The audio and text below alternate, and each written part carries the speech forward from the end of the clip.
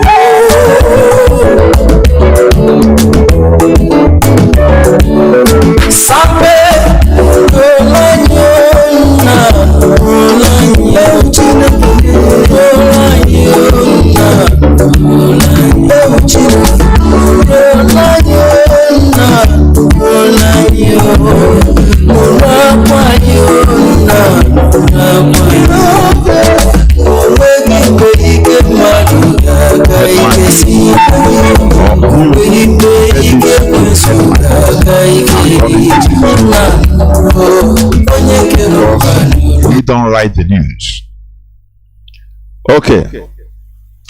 Of this topic, the caption of this news, updated October 11, 2022, it says UK, United Kingdom's top court mules legal basis for new Scottish independence votes.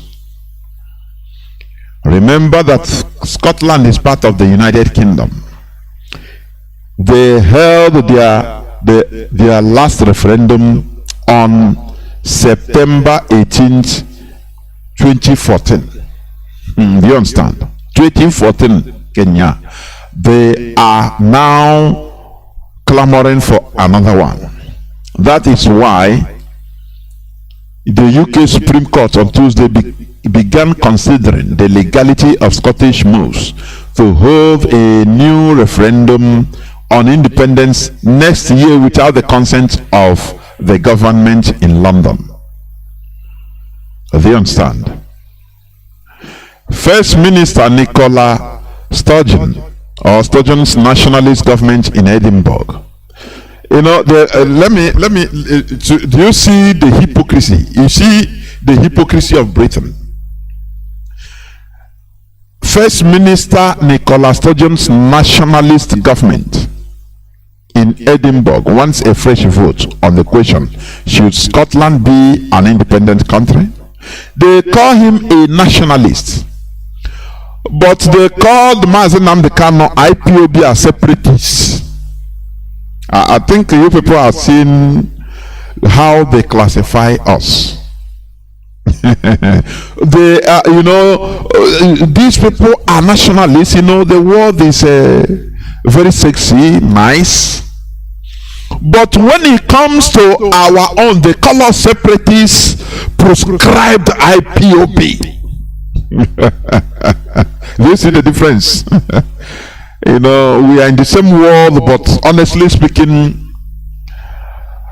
these people, they are trying to make a difference or put a difference between them and us. That we are not, after all, we are the same human beings, but we are not equal.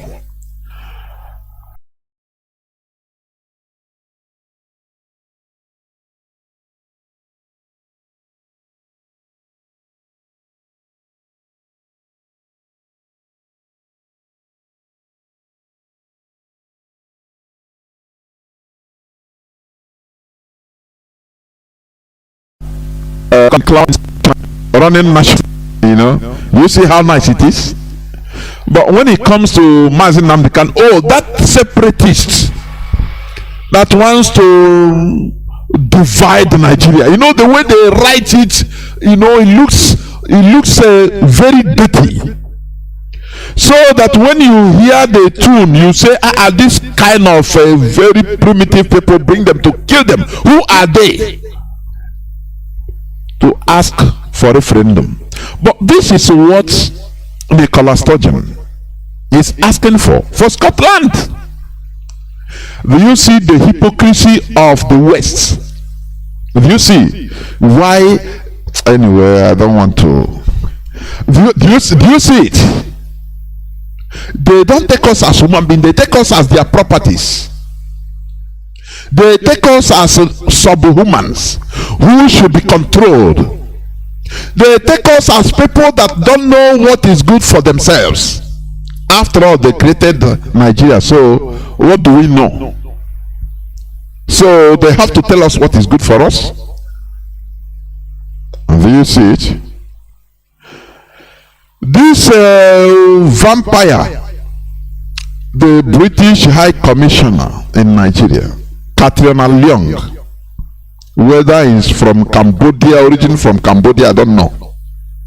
People that they used to bring the British, like Frederick Lugard, I think his origin from India.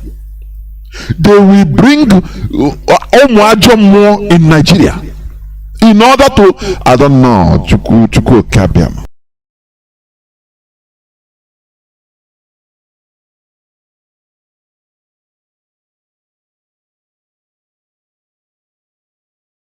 Nigeria in order to, I don't know, Chuku Kabiam.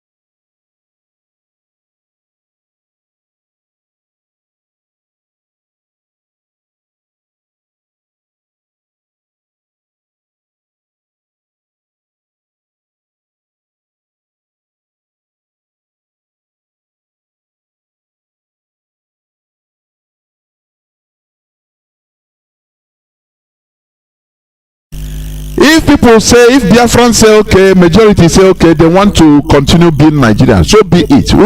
We give up.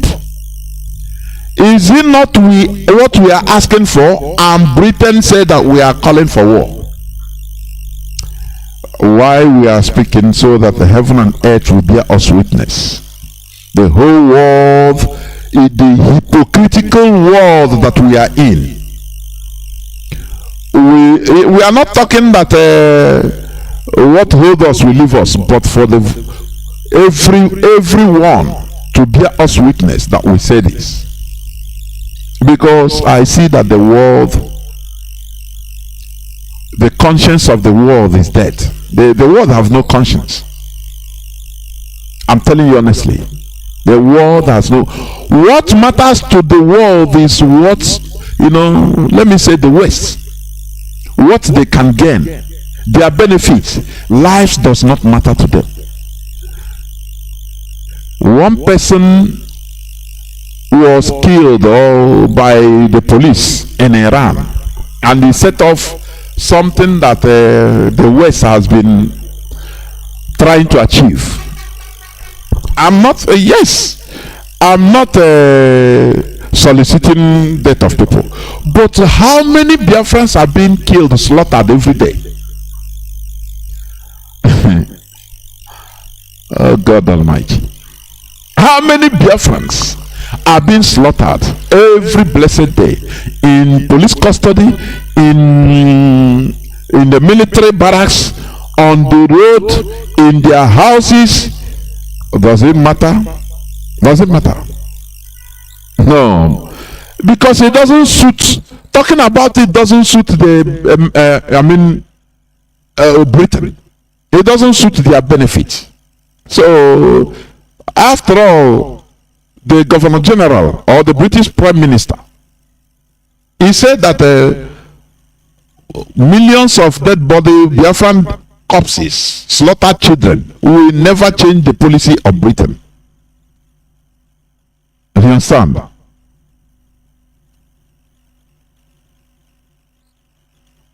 So what are we not talking? Our life to them doesn't matter. It doesn't matter. But does it make us to not to be human beings? We are still human beings. We must continue clamoring for what belongs to us. Scotland, they are trying to get another referendum, and they are calling them nationalists, which they are. But why not also call Mazi Nnamdi Kanu them a nationalist instead of a separatist? Do you see where we defeat Britain with logics? Do you see there? We are also human beings. What IPOB is asking for is for a referendum. Okay, thank you very much, Mazi. Say my voice is coming out. Thank you. What we are asking for, simple. No war, but a referendum. So that if majority of Biafrans say, okay, no, we don't want Biafra, we want Nigeria, so be it. That is how have that become a war? But in the case of the United Kingdom, Scotland, the Scottish people, they are nationalists, it's okay.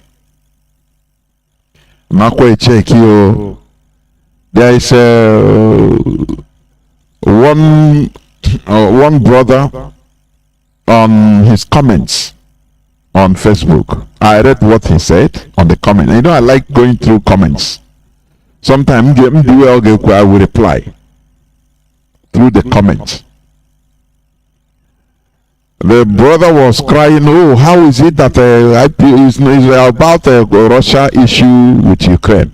Why is Biafra talking something that does not matter to them? They should, even if you talk another way, they will blaster you, talk to you aggressively. I say, oh, brother, why Biafrans are aggressive? We have suffered nobody except the Jews that have suffered what we have suffered. And the worst is that we continue suffering. We continue suffering the injustice, and it is open in the world. They don't care. The powers to be, they don't care. They don't see us as human beings. They don't see us as people that have the same blood that they have. No, we can die. It doesn't concern them. That is why that frustration on us Biafrans turns into aggressiveness. If you don't understand this, start understand it today. There is no set of people that will suffer what Biafrans suffer and will continue suffering. The brutal genocidal acts from 1966 to, people say 1967 to 1970. No, from 1966 to 1970, the apex of the genocide, which is still going on today. It happened, millions of us were slaughtered, and today those people that did the thing, they are all still on top doing the same thing, talking tough. The West is there watching them, supporting them, clapping for them, and they want us to pretend as if nothing happened to us. We should bear it and keep quiet and die with it. Sometimes I look at this world, I say, why not? What is running? Let there be nuclear war. I'm telling you honestly, because the way injustice is open in this world, it's ununderstandable. I cannot understand it. And the worst is that these are people that are championing so-called democracy, rule of law, lecturing people on how to, allow others to express themselves, on how to, allow multiple voices. Oh, democracy. But these are the people committing the most heinous and terrorism in this world. When I look at all this, I say no. If it is, let them destroy this world with nuclear weapon, so that if it is 20 people that remain in this world, they will start afresh. Because the hypocrisy, the injustice in this world have reached high heavens, and little by little, human beings will destroy themselves.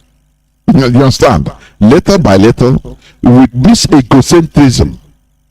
With this, right from time, every time I say it, that is the way the world is created. Exploitation, ego. I have power more than you, so I chapaya. Before you know, they will kill themselves. I used to watch this animal documentary, and surprisingly, that is how animals behaves also.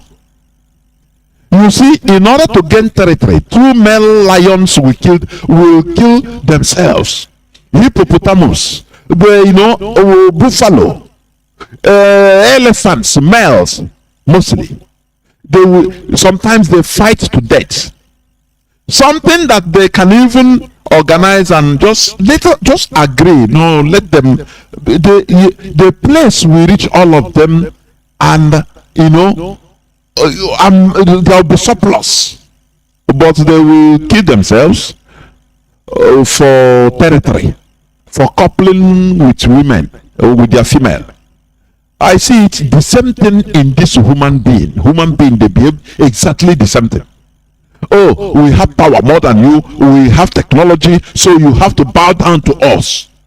Oh, why are you talking when we are talking? You people are lower human beings. Why should you look for a referendum? Why we are sucking you dry? Even if you are sucking you dry, you are subhumans. You have to respect us. This is exactly what is going on in the human world. No person allows reason. As long as you have more power. That is what Britain is doing. Exactly. That is exactly what they are doing. But we must continue doing what we are doing. Thank you very much. Yeah. You say it's okay. Thank you very much for your information that my voice is now okay. Thank you. We must continue. Whatever that is good for the goose is also good for the gander. That is what Britain should understand. Instead of them to be imposing themselves, we are still, ordinary animals. Why we don't have the right to decide for ourselves, so Britain will decide for us. That is what it means. But we must continue. Anything that has beginning will have an end. Nigerian doctors recruited to work in the United Kingdom hospitals lament exploitation, slave labor. This is why Britain created Nigeria.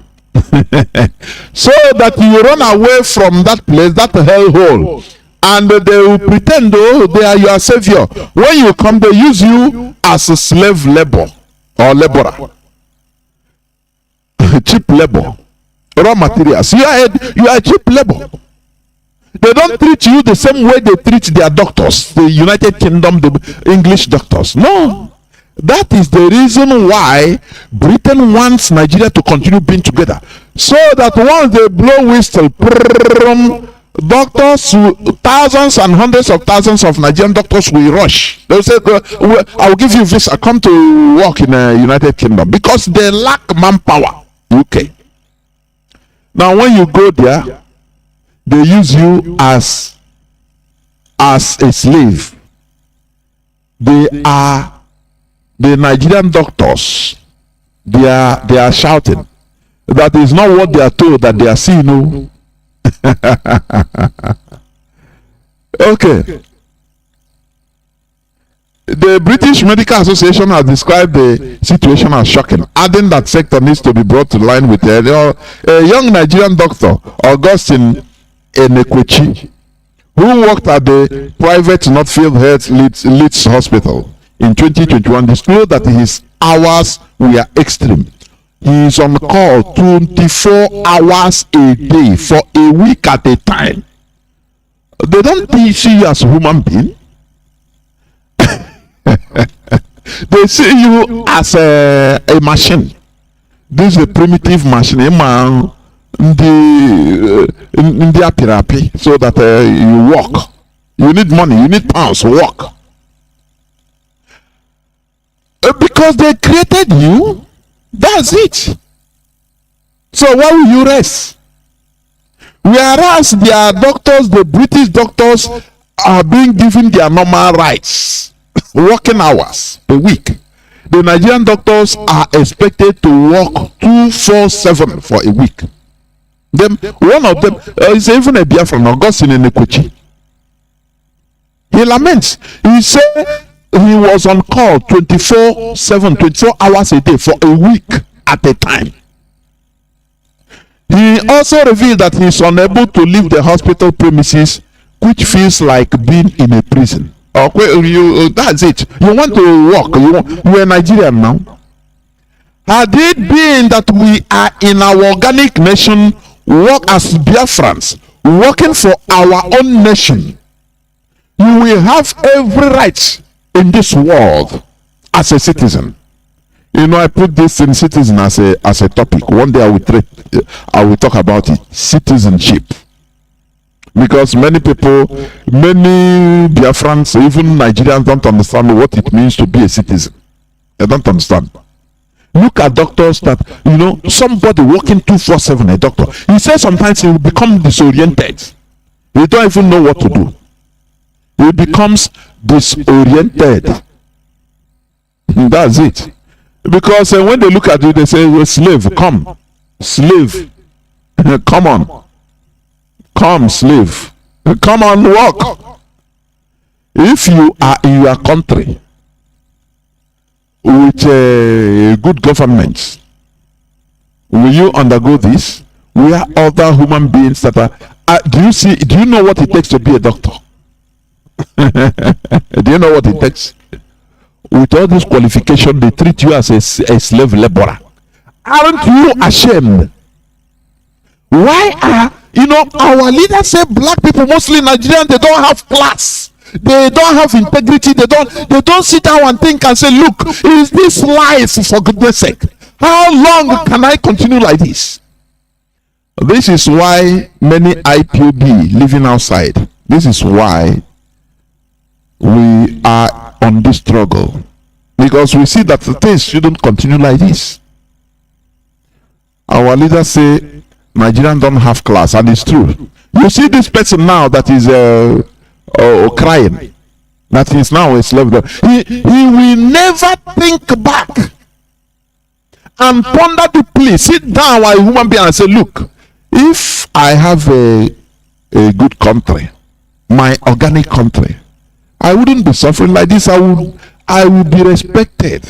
I'll be working to contribute to the development of my country. But, well, no. Here I am. No matter my qualifications, they now take me as a human machine. Human machine that stands, you work 24/7 on calls, movements. You don't leave the hospital premises 24/7. Let Nigerians think, please. When you think like that, when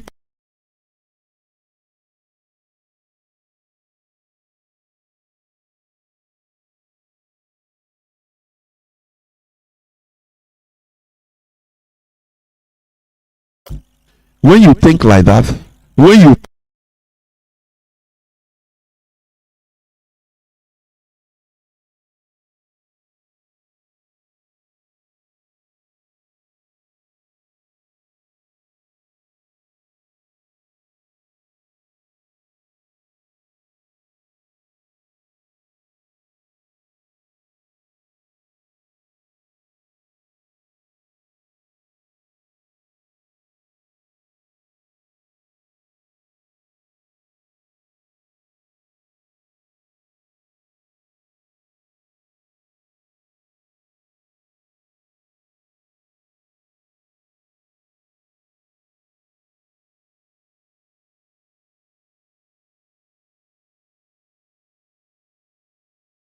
little by little, with this egocentrism, with this right from time, every time I say it, that is the way the world is created. Exploitation, ego. I have power more than you, so I chapaya. Before you know, they will kill themselves. I used to watch this animal documentary, and surprisingly, that is how animals behave also. You see, in order to gain territory, 2 male lions will kill themselves. Hippopotamus, buffalo, elephants, males, mostly. Sometimes they fight to death. Something that they can even organize and just agree. No, let them. The place will reach all of them, and there will be surplus, but they will kill themselves for territory, for coupling with women or with their female. I see it the same thing in this human being. They behave exactly the same thing. Oh, we have power more than you, we have technology, so you have to bow down to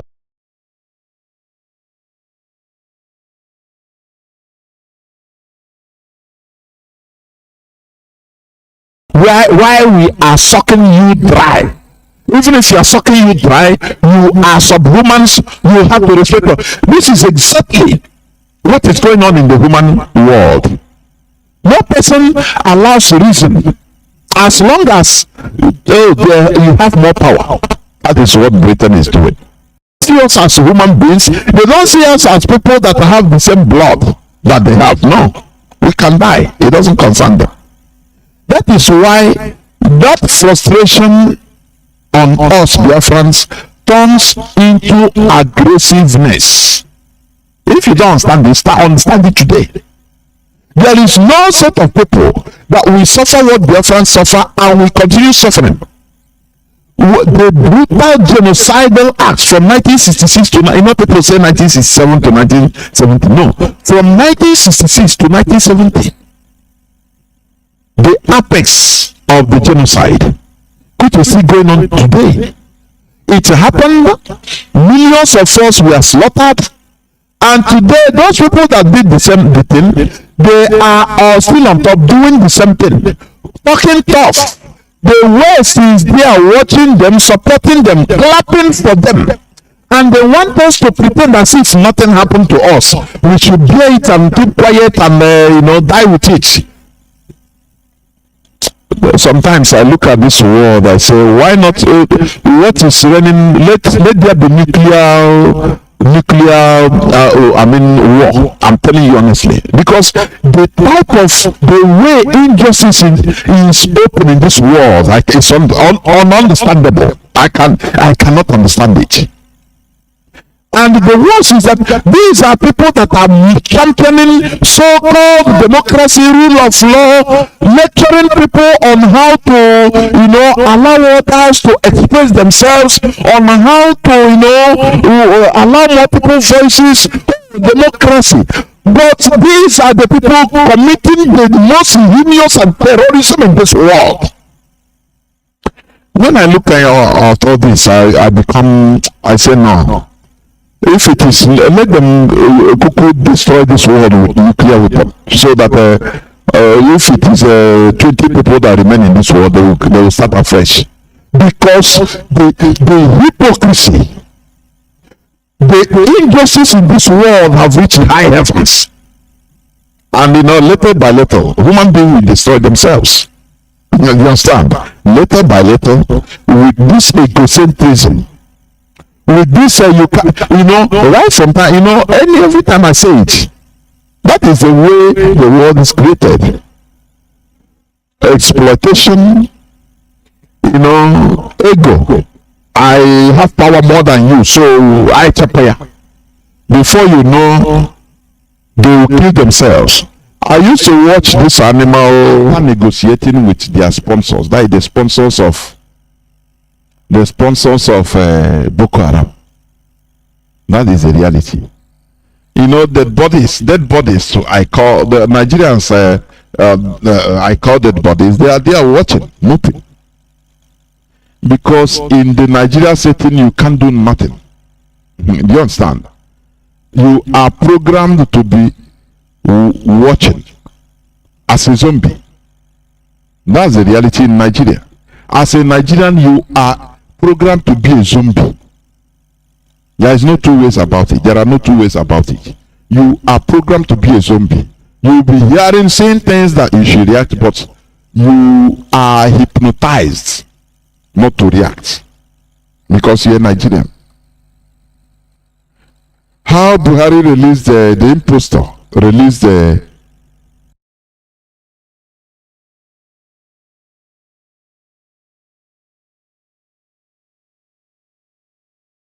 101 Boko Haram Nigerian.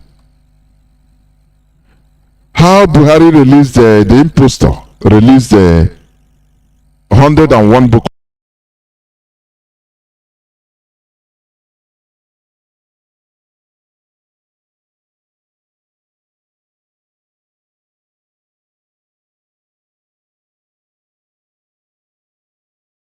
Haram members.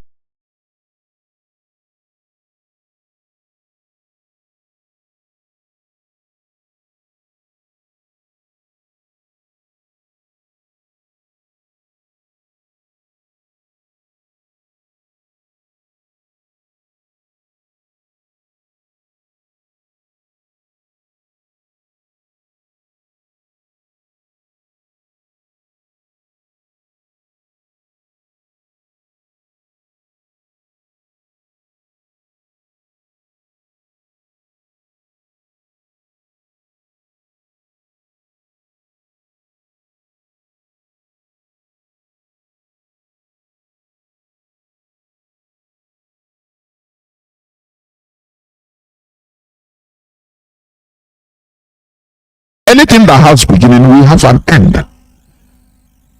Nigerian doctors recruited to work in the United Kingdom hospitals lament exploitation, slave labor.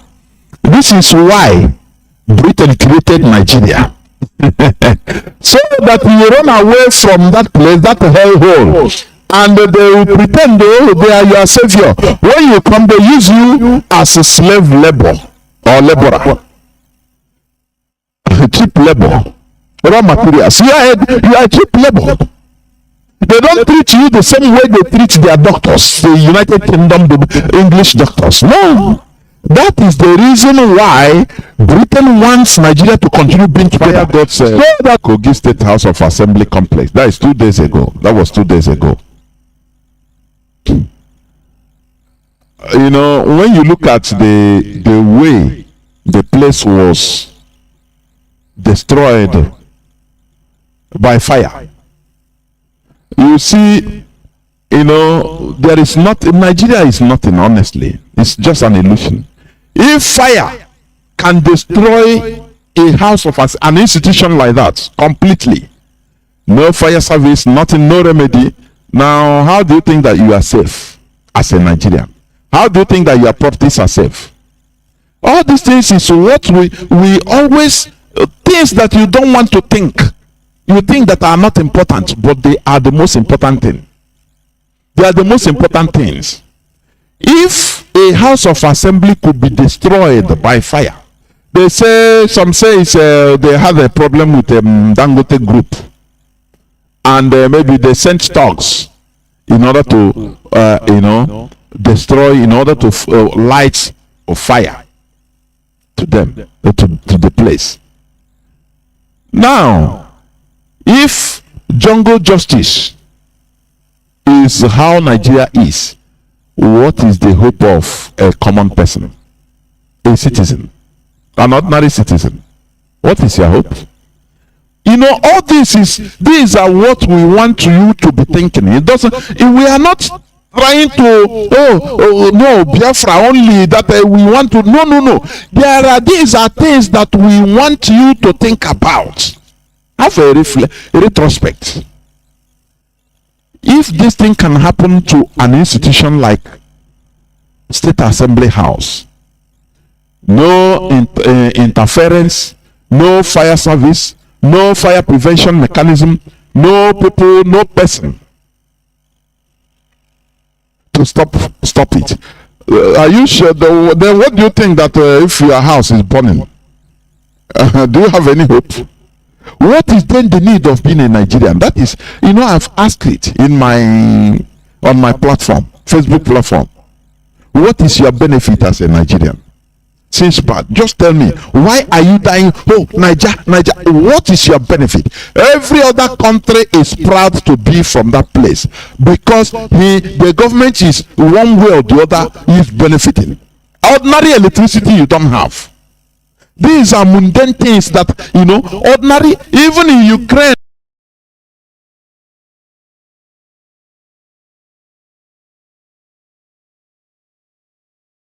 that they are bombarding daily. After they knock off the electricity, they will still restore it. Under war situation. Nigeria don't have electricity right from time. Nigeria don't have electricity. Maybe if they bring electricity 1 hour in a week, everybody will be clapping for Jesus. Do you understand? That is how bad it is. The more years go by, the more, even before it was even better. Before it was even better. At least in the 90s, 2000s going, it was even more better. At least you can get some light, electricity. Now, you buy. Today they tell you so. No light. They have destroyed. Culture destroyed everything. Now, if they have electricity 1 hour in 1 week, everybody will be happy. Do you see how bad it is? Now, no electricity, which is common thing, the commonest thing that a government can give to the citizens. Because if you have 24/7 electricity, do you know the job you'll be creating? You make the people, you know, people will work invest by themselves and work. Welders will be welding, the electronics people will be working with electricity. Things will be at least moving. But in Nigeria, they are happy just torturing people like that. Torturing. They are happy, very happy. They see you suffering. Politicians, when they are in their SUVs being protected by armada of or retinue of soldiers, they will be going. If they see people walking, see Nigerians suffering, hawking, pushing wheelbarrow, driving Okada with alacrity, it makes them happy. They want torture. They like to torture people. This is a very devilish country, I'm telling you. Very, very devilish. The simplest thing, the smallest thing a country should provide, they don't give it to you. People are dying avoidable deaths because of the inhalation of carbon monoxide from I pass my neighbor generators. People don't know. When you are sick, the worst is that when you are sick, they will take you that the GO will tell you that your uncle at the village is against you. He is looking, he is sick, he wants to take your life. Do you see it? Do you see how bad it is? Everything about Nigeria is demonic, highly devilish. So we must continue. I will stop on this headline, please, so that we go to the subject matter of today. Suspected herdsmen kill 10, injure scores in Nasarawa state. Do you understand? Suspected herdsmen kill 10, injure scores in Nasarawa state. That is a normal thing. Remember the fire that burned down the Kogi House of Assembly. They didn't, no person is held accountable. Imagine it is in Biafra land. Oh, IPOB. Oh, IPOB is IPOB. Well, kill them. It's them. Anything is IPOB. Here, suspected has been Nasarawa. They killed 10. There is no fire and brimstone. They didn't call like Ojos or Carlo calling for fighter jets to come and flat bomb everywhere. If you understand, they didn't call. That is a situation we are in. That is why, for your information, Biafrans are aggressive, even on the social media. It is understandable. No person will suffer what we have suffered and continue suffering and be talking nicely. Any person that is talking like that is a fool. That is why we are behaving the way we are. We are aggressive. We should be more aggressive even. Because the world seems so they don't care what is happening to us. They don't care. So why should we be nice in our approach? They are nice, and we are dying. We are nice. I'm telling you honestly. Let me go to the topic of the subject matter. Understanding the meaning of the time, part 2. The other day, the last time, excluding the Saturday, was the day I preached the first part of understanding the meaning of time, and I promised to continue it, which I'm doing today. This is the second part. Time, they say, waits for nobody. Understanding the meaning of time helps us to use it judiciously and productively, because the only thing that makes us human is to be productive. That is the difference between us and other animals. Human productivity. Being productive. Animals, they go and look for food. Other animals, they go and look for, nature provides for them. They depend 100% on nature. Whereas human beings can change for themselves. You understand? That is why we cook. Nature doesn't cook food for us. Human beings, they invented fire, matches to light fire, lighters. The manipulation of fire, the expert manipulation of fire, is also what distinguishes human beings from other animals. Other animals, they go, if they are carnivores, they go and hunt for their prey. If they are herbivores, they will go and look for grasses and fruits to eat. They don't plant, they just go what is already made. Sometimes I ask, in Nigeria, that is not productive, where they don't invest on the human beings, where the Almajiris, like in the north, they tell Almajiris about only religion. They give them orientation. Go and beg, God will supply your need as long as you don't vote, you don't care for Nyamini. Finish. What can they produce? What are they capable of doing? None. Now I ask, what is the difference between you and an animal? Animal that depends on nature only for food. He cheats, the animal sheets go to defecate. After eating, if it's pressed by nature, it defecates. And when the food, when the grasses stop growing that side, he will look for elsewhere, migrate to elsewhere in order to feed, to get new grasses. They don't produce nothing. Do you understand? Now, you as a human being, if you are behaving like that, like animals, you don't produce. Now, what is the need? What is the difference? You import everything, including toothpick.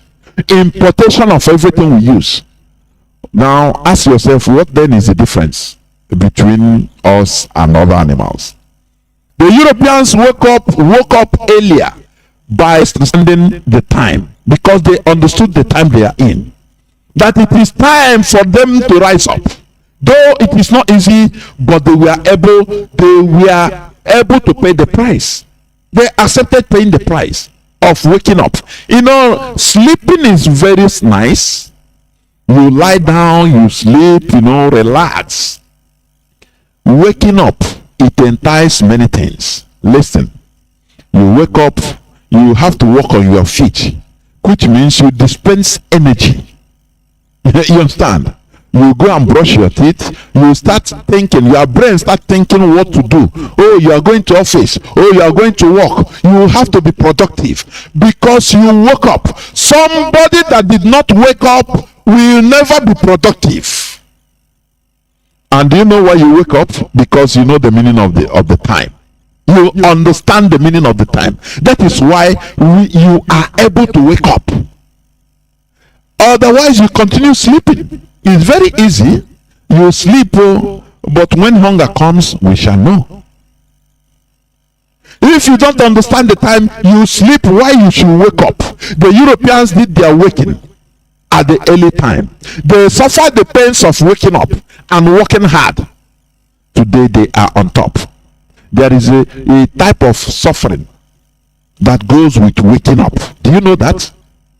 If you say, oh no, I don't want to, because when you wake up, you have to brush your teeth. You are dispensing energy. You have to go and wash. You have to do one thing or the other. You have to go and prepare your breakfast. All these things needs energy to do. But as a lazy, maybe sleeping body, you don't need all these things. You just lie down. But you will not reap the benefit of waking up. You understand what I'm saying? You don't, you continue sleeping because of the suffering of waking up. You will continue sleeping, and from there, hunger will kill you. You will die. Did you understand? The Europeans, they didn't care about the sufferings, the pains of waking up. They woke up. Why? Because they understood the meaning of the time they were in. Let me play one clip, please. It was by Louis Farrakhan when he visited Malawi in 1998. Many African Americans, in their desperation to rebel against the West, many of them entered Islam thinking that is the best. But sometimes from frying pan to fire. You understand? The mistake they made is, instead of learning the native African system or religion, Many of them they thought that using Islam is it signifies rebellion. So they start changing their names, entering Islam, which is the same thing. Arabs committed the same atrocities like the Europeans before the Europeans came. Until today, you understand? They are on. They don't even look at North Africans. I mean, North Africa. It was for the black before. Anywhere they go, the worst part is Arabs. They go anywhere they invade. They slaughter the indigenous people and absorb the few remaining. They Arabize everything completely. They are on the bulldoze. They don't even leave anything. Do you understand me? They make sure they ethnically cleanse a place, like in North Africa. Because originally North Africa was not for Arabs. That is a fact. But they changed demography. You understand? The same thing that happened in South America, where Europeans now are places like Argentina, from Brazil to Argentina even. They occupy every place. Most of them, they are Europeans. Only few indigenous people. The same like Arabs. So when our African American brothers, is out of ignorance anyway, they should follow African traditional religion if they want anything rebellion against the West, against neo-colonialism. But let us listen, please. What Louis Farrakhan, he's a great man, what he told the Malawian people on his arrival in 1998. Let us listen, please. None of you can deny that what I'm saying is the truth. You know it's the truth. But either you won't write it, or you're too cowardly to speak it, because you want some favor here or favor there. So because you can't talk, you are muzzled. I'm not. I'm a free black man. And I didn't come here looking for a handout. And I really don't think you need one. Your problem is that you think you need a handout. Everything you need is right under your foot, but you're looking everywhere else for help. Are you hearing what he said? Africans are looking for handouts. But little did they know that everything they need is right under their foot. That is what the man is telling them in Africa, in Malawi, in 1998. This statement is a public statement, press statement. Do you know, this is the reason why I abhor this thing they call democracy in Africa. I will come to that. You know, they put Europe, the West, smartly inserted their system, a system to checkmate us, to checkmate Africans. Where people, the primary motive of people is winning an election. You understand? Not building the country, not anything. Look at Mali, for example. No matter how imperfect, but they are starting something. Do you think that an elected official can be able to say no to France? Just let me, this is a very, I'm putting it out. Even when I open the lines, you can answer the question. Do you think that any so-called democratically elected official in Mali can come out and talk and say, look, France, we don't need you any longer? Do you think so? The person must, they will warn him, you are going to lose the election on next election year. We are going to destroy you with our press. The West will tell him like that. Because we made you. Because before you win any election in any African country, you must go and bow down to the European neo-colonialist powers and tell them what you have for them. Their interest, you continue maintaining it. That is why I abhor their so-called democratic setting of elections in Nigeria, in Africa. Honestly, Africa is going nowhere with it. I used to give example with the model of Morocco. Morocco, they continued in their monarchy system, but they are modifying with time, the same way United Kingdom did it. United Kingdom, they are running what they call constitutional monarchy. What is the meaning of constitutional monarchy? A monarchy is a monarchy. Oh, they will define, because as I used to play, one man said that they are the manufacturer, the West is the manufacturers of ideology. Anything they put out, we will start swallowing it and studying about it. You know, constitutional monarchy is just a model of government which they themselves tried and model it their own, for their own peculiar way, for themselves. That suits them, but they don't want us to model a government, a type of government that suits us. They want us to continue in electioneering. Oh, it's a democracy. Oh, this and that. Go to hell with this, your useless electioneering. We are going nowhere with it, because all the politicians, they have been cornered. If you want to win election, you do our bidding, and that is what they are doing. That is what is happening in Nigeria. Want to win it? Don't you see? Peter Obi went to number 10 Downing Street and came out and everything changed. Don't you see that? And you are calling yourself you are equal? Oh, you are obedient, you are this and that. I've been saying here, what did they discuss secretly? What? And you don't care to know, do you? You don't care to know. Oh, but you are doing election. Oh, you are an independent country. You are doing election. Shame on you, Nigerians, because you people are dead bodies. You are docilic. I'm telling you honestly. Shame on you. Shame on you for not thinking.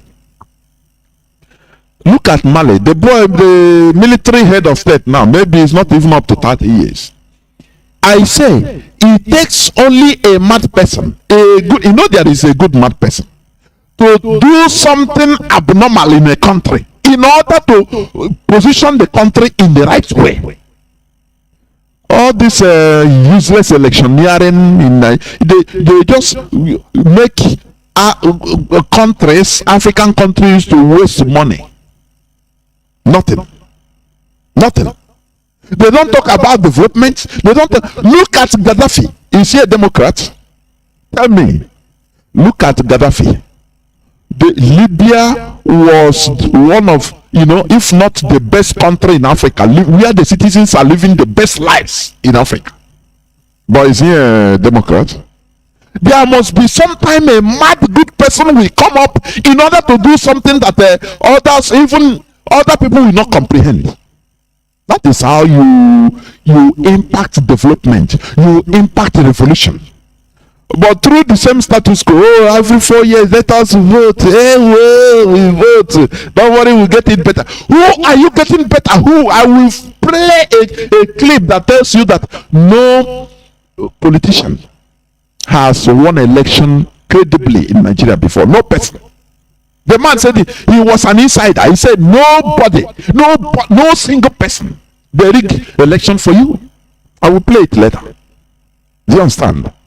So the system we must go into, it should be our peculiar system. The way Morocco is going, I love that man. I love that place. Honestly, they don't care about you talk.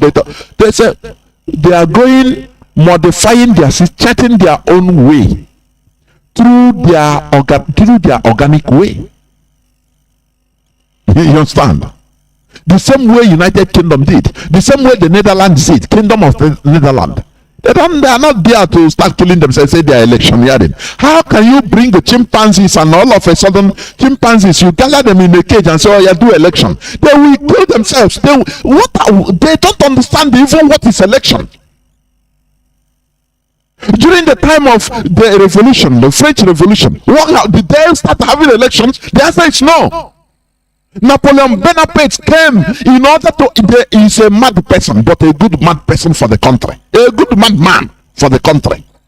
He instituted discipline. He massacred the French people. All these parts, they will not tell you in history.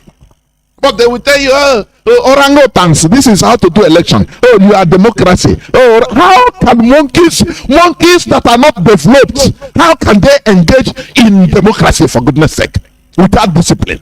How? It's a question I put. Any person that knows, let him call. And tell us, please. Tell the whole world when the lines are open. How can monkeys that don't even understand what the real democracy is, that don't understand, that are not developed enough, that never understand the time they are in, how do you just gather them and say, oh, you do election, you are democracy? Is it not you are adding salt to injury? You understand? Before real democracy will be achieved, there must first of all be discipline.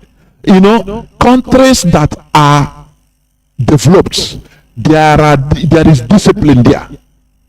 It will be it is the grass discipline.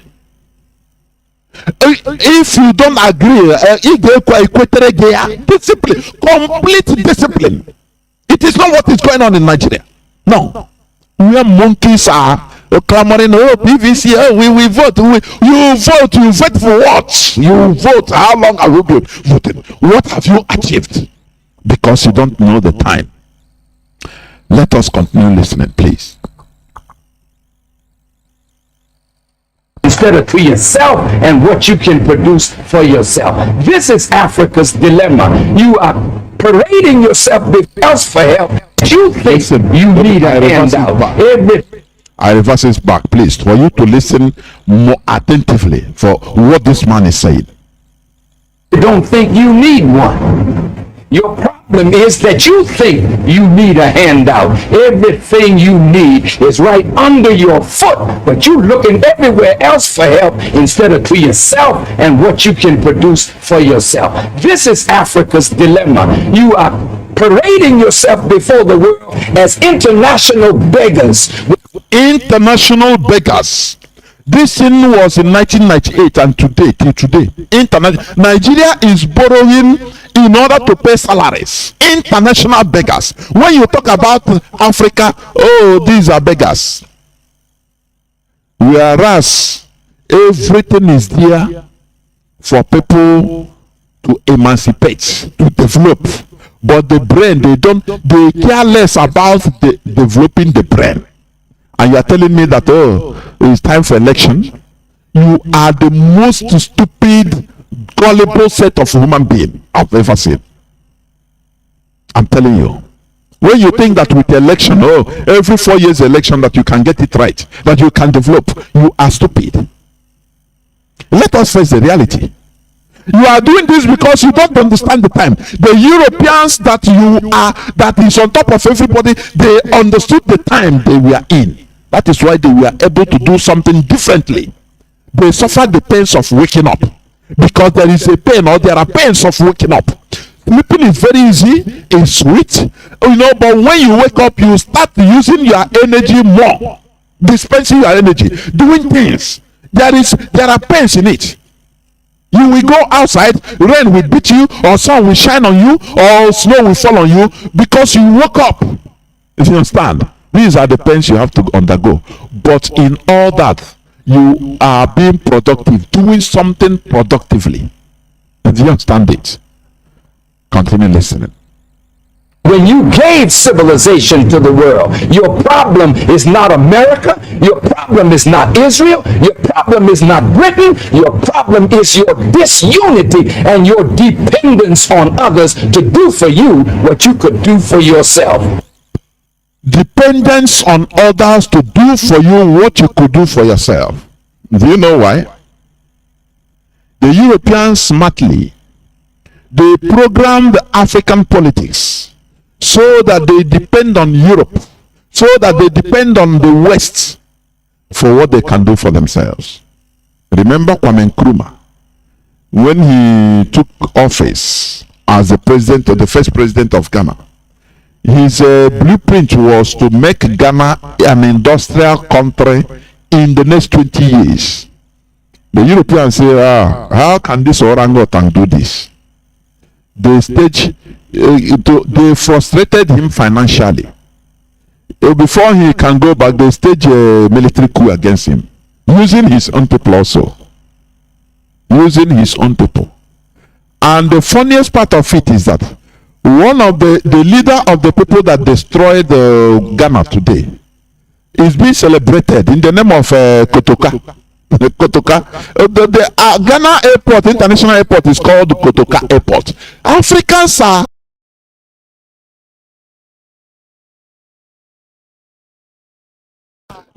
celebrating destroyers. They celebrate their conquerors. I'm telling you honestly. That is how bad and foolish it is.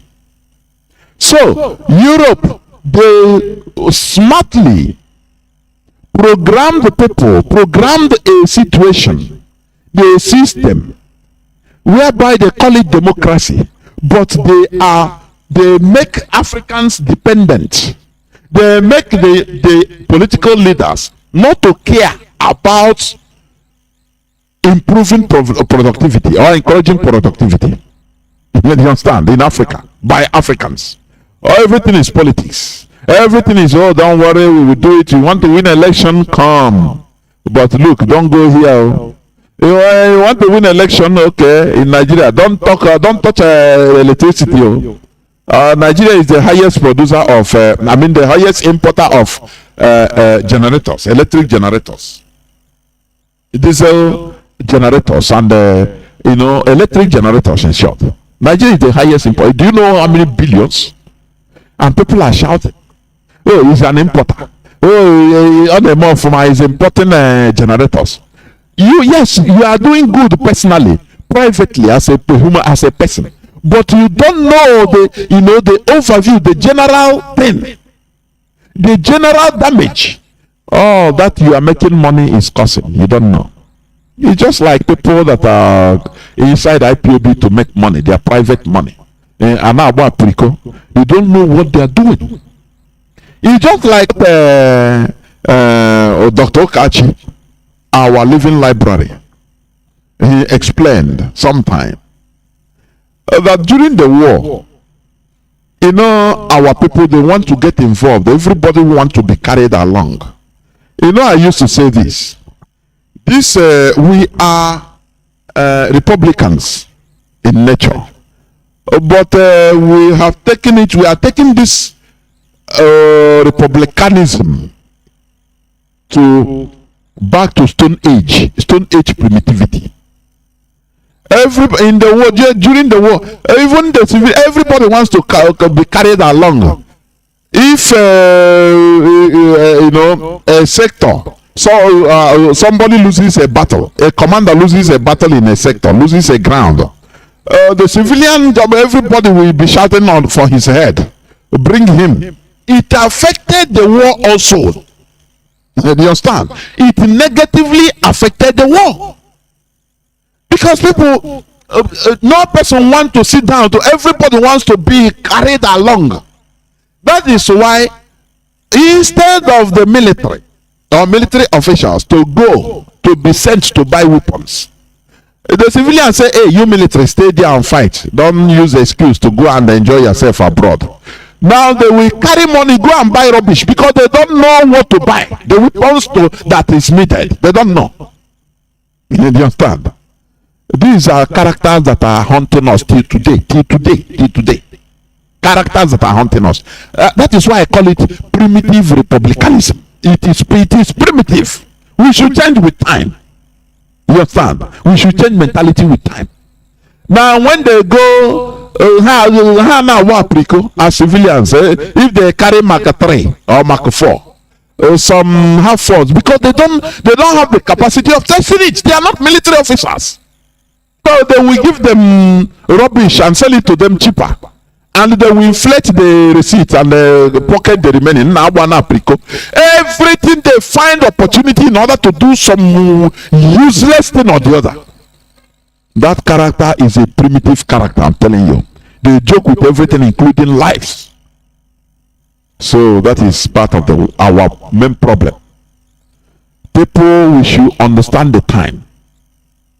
It is high time we understand what time is it. Let me continue on Louis Farrakhan. So I don't have to come back here anymore to help you. The help is already here. The knowledge is already here. The land is here. The sun is here. The water is here. The minerals are here. You have some of the finest minds in the world, but they're in Europe and they're in America making money while Africa suffers. Why don't we create politically stable environment and call the children of Africa back home to help build Africa? We are your children. And we will come and help. But don't expect us to come with billions of dollars when we don't have it. We're struggling in America. But you got it all right here under your foot. And you should be ashamed not to look to yourself, begging white folk to give you what you could give yourself. What I said, begging the white folks to give you what you could give yourselves. Do you know why? Because the people, they don't understand the time. There is a news that I could have read, but I didn't. But the news headline: one man, one ex-senator, is a Yoruba man. He said something. Lawmakers earn huge allowances. Amosun. His name is Amosun. When you read the body of the body of the news, it will tell you, among other things, that look. How many people the senators help a day individually? Every day people gather in their houses asking for one help or the other. Oh, my child cannot go to school, please, because of school fees, I need help. Oh, my child is sick, he cannot go to hospital, I need money. People gather and they will be given handouts. Instead of creating institutions that will take care of that thing generally. You know, that is what I'm saying. Because these people, when you look at the Homo sapiens, this type of Neanderthals, they are not developed enough to understand that, look, these politicians these people you call politicians, they are not there to share money. They shouldn't be sharing money. Instead, they create good environment. They create institutions, good environments that will profit everybody. Everybody will work hard and gain. Just like in Europe. You are dying to go to Europe. Why? Nobody will give you money. Nobody will dash you money. But you will find a work. You will find one way or the other in order to get your daily living. That is the thing. But in a primitive place like in Nigeria, the Neanderthals there, they are not developed enough to understand all these things. Do you understand? That is why, because the reason is because they don't understand the time. Had it been, you see, this education, enlightenment, it needs to go viral. It needs to be discussed in televisions, in everywhere, to open people's eyes. That is the number one thing. To open people's eyes, to understand what it means, governance, government, citizens, citizenship, everything about, the collectivity of a people in an entity. But do they care? What they care is, I need money. All this big, long statement you are telling me, is it what I need is money now? Give me money. It is like that because they are primitive. You understand me? So let's finish listening to Louis Farrakhan, please. Today, which one of these countries is going to give you $20 million? America's not going to give you $20 million. You got it right here, but your disunity won't allow you to pull it. It's your fault, and you got to accept that responsibility. That is why my message is atonement, reconciliation, and responsibility. We got to stop blaming everything on somebody else and see what is our responsibility. For you to take a responsibility, it shows that you understand the time.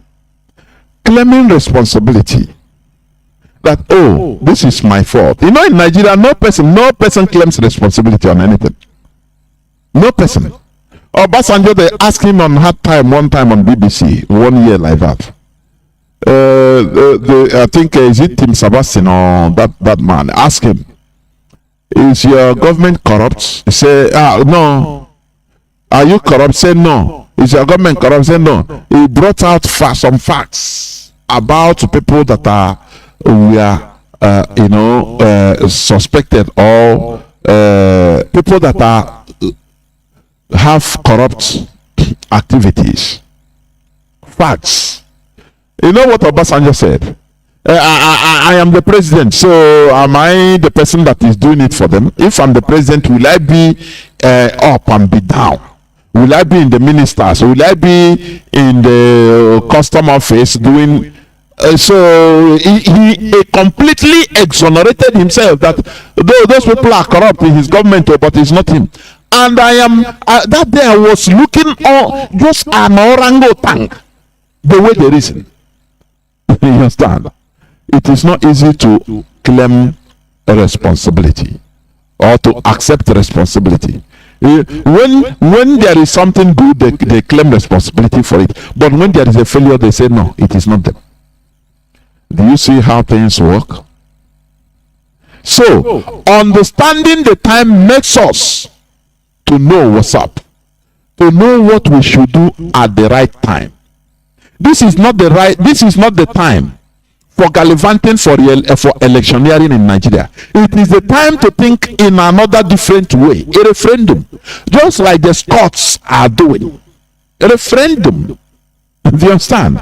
You see people gallivanting. 2015 we didn't do it well, but this time around we are going to vote in an angel. And I'm looking at idiots. I'm looking at the body. I'm telling you. Anyway, who are you going to put there in this British controlled Nigeria, a British creation, a Russia construct called Nigeria? Who are you going to put there in order to work miracle, and all of a sudden everything will start going very well? Just tell me who. Whereas the owners of the country and the creators of the country are there watching. They are there running the show. Is it not time for people to look back and say, look, this election is good for paper democracy, but it is not what we want now. What we need is to go back in order to ask ourselves, who is a Nigerian? The same question that used to pop up in my mouth. The same question. This question made the Indians to understand themselves. Who is an Indian? Ask, who is a Nigerian, please? Who created Nigeria? How can we be in this country just unwillingly with this type of hatred, ethnic hatred? How? And you say, continue, don't worry, we are going to get there. This is always their word, their statement. We are going to get there. Vote. PVC is your what do you call it? It's your power. Now I want you to hear this, please. It's from one barrister, Barrister Barry. Is it? He categorically stated that no Nigerian has ever won an election without rigging. Just listen, please. Listen. And let dead bodies rise up. Listen and wake up. Dead bodies, please.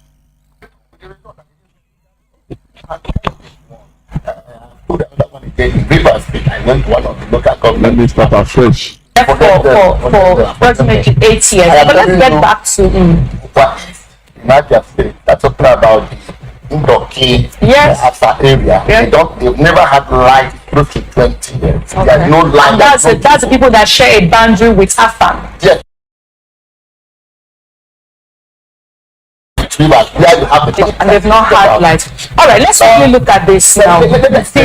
Sorry, I'm coming to the electoral, the former electoral, the resident electoral is saying that no one can write results for them. How important is it that we sound this alarm to politicians? Because as you know, some of them are still thinking that money politics is going to be the way out for them this time.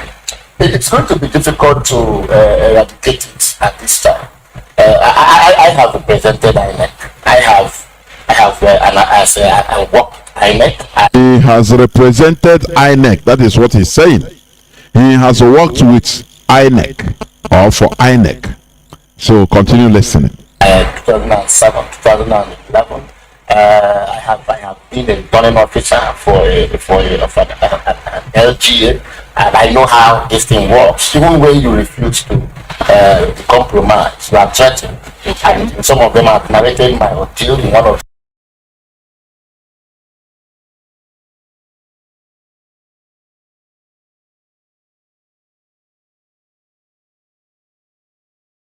compromise. You are threatened. And some of them have narrated my ordeal in one of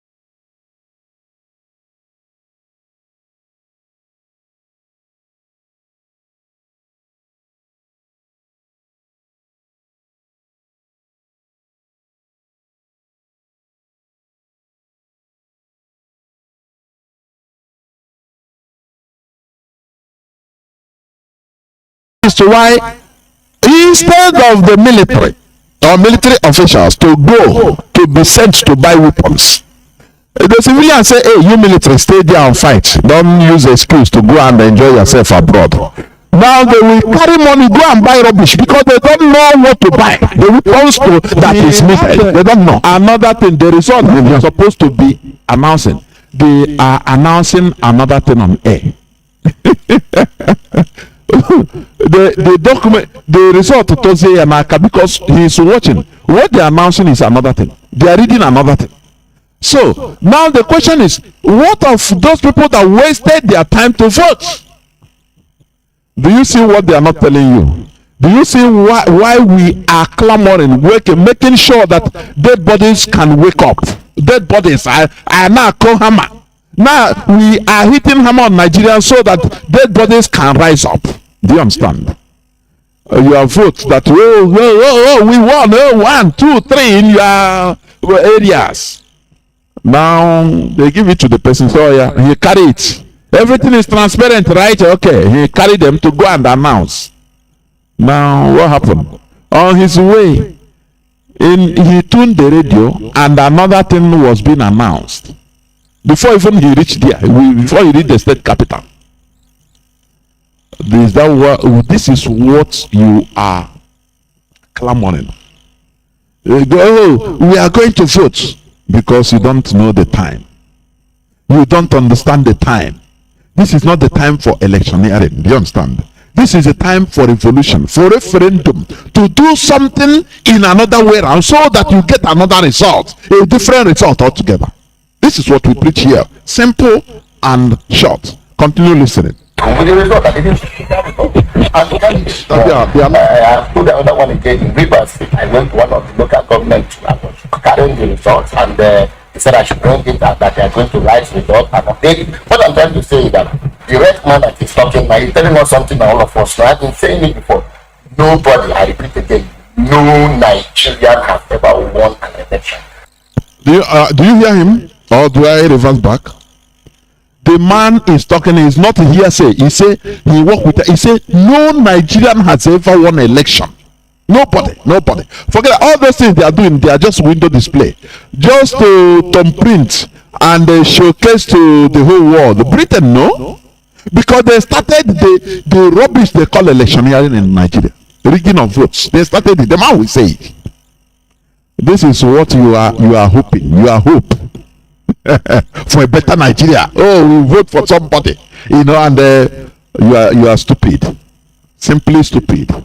Tomorrow when you be crying, if Nigeria is still existing, I will come here to laugh. I'll be laughing in both Hindi, Pashtun, Urdu, Mandarin, all Chinese, everything. I'll be laughing because Nigerians are dead bodies. Honestly, continue listening, please.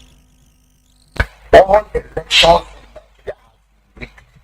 from 1923 to. He said all elections in Nigeria has been rigged. All. He said all. The man didn't say no, there are some, no, maybe there are all, blanketly all. That is where you put your hope for better Nigeria in order to God Almighty. Please continue listening. Election when the British allowed us, following the agitation of people like Macaulay, that formed the first political party in Nigeria. That party was formed in that National Party of Nigeria, NNP, the National Democratic Party of Nigeria, the first political party that was formed. That election was rigged because the British didn't want about Macaulay in that parliament. Britain started. They set up the precedents. The first election, 1923, was rigged. Herbert Macaulay formed a political party, but Britain don't like him. So they rigged him out. They don't want him into the parliament. That is the system Nigeria has been going. Because like father, like son. They set a precedent. After all, I've played here time without number. That you had from Harold Smith. Harold Smith, the former one of the colonial masters of Nigeria. He said it in an interview before he died that Britain rigged the elections, even census. They manipulated the census. They rigged the election. Open. He said it. He's a British, but he has conscience. You understand? So this is what the man is confirming. With all this information, how come Nigerians they don't even understand? Oh, they are articulator, they are obedient. Oh, they want to change everything through voting. Understanding the time. That is the topic of my submission. Understanding the meaning of the time. Part 2. Nigerians, they have not woken up because they never understand the meaning of the time. You understand? They never understand the meaning of the time we are in. That is why they are still sleeping. They are still dead bodies, relaxing. If they understand the time we are in, the present time, the current time, they will not be clamoring for elections. Honestly speaking, they will say, oh boy, that is rubbish. Let us go for a referendum. Let us ask ourselves, who is a Nigerian? What are the qualifications of to be a Nigerian citizen? But lo and behold, they are still relaxing in their slumber, in their debts, in their high, almost dead bodies. Continue listening, please. One thing in that place, pick him up, arrested him, framed him up of charges, put him in prison. This thing that politicians are doing, British stuff for them today now. Let the Queen come and let the Prime Minister of Britain come and contest election in Nigeria. She will lose election. You don't win election in Nigeria because you are good. You win election because elections are rigged for you. Results are rigged. Nobody, even Abiola the election, I still look at it this way. All of them from 1999, nobody has won the election. All the elections have been rigged. From so bring it back to what the what the red man is saying is correct. But I am still doubtful because I have studied this electoral rule now, this electoral act, how they are the rules and the guidelines and how they are going to do it. They are going to be transmitting results with the givers from the polling units. And the man at the polling units, that is the polling officer, the people that is going to be there. And immediately they finish, he will collect the result and they will enter them. In the process of entering them, what will happen? What about if they give you money and say, okay, enter this party? What about if the parties that are in that polling units agrees, give it to this other party? They go to other place again, they give it to this other party, and they inflate the figures, and they now snap. He will snap it and upload to the paper.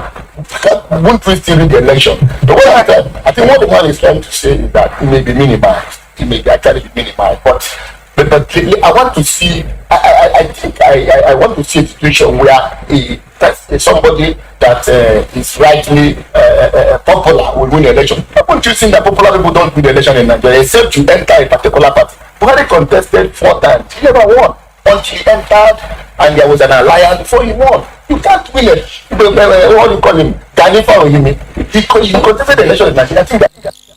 Are you listening? Oh, you dead bodies, Nigerians, I call dead bodies. Oh, yeah, PVC. Oh, yeah. Are you listening? There is nothing you can get through this electioneering. I say it and I stand by it till thy kingdom come. There is nothing you can get. Let me tell you how countries develop. Countries develop organically. Either a country will develop through complete conquests.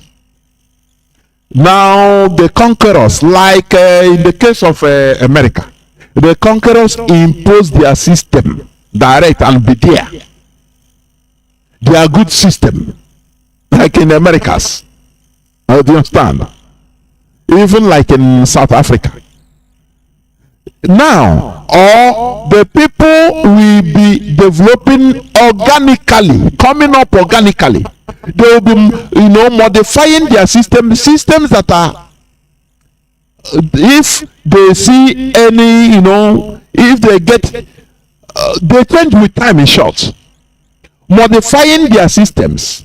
If there are things that they will learn from others and say, okay, they will add it on there. That is how United Kingdom, they get this so-called constitutional monarchy.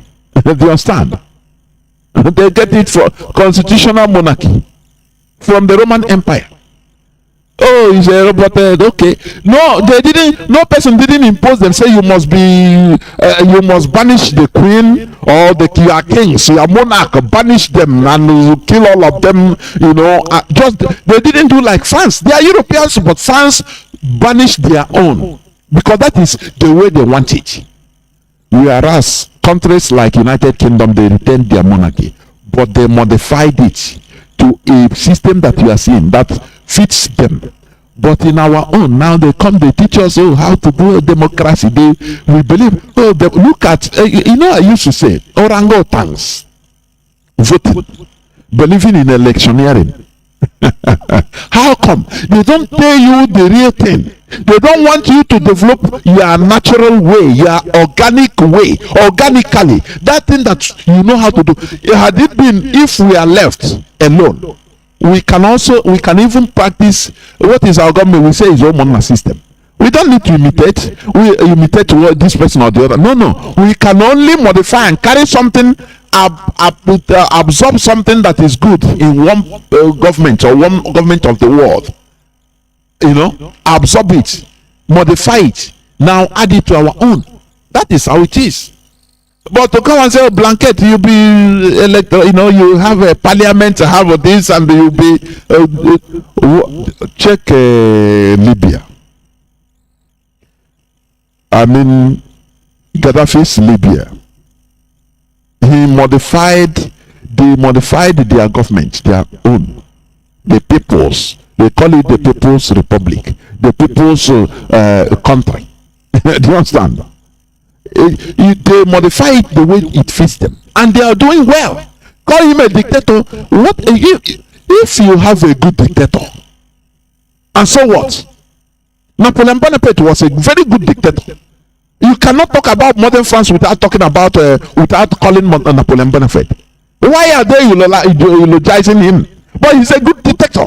Now Gaddafi is gone. They bombed Libya back to Stone Age. They destroyed Libya. That is why when I look at things, I shake head. The world is a world of injustice.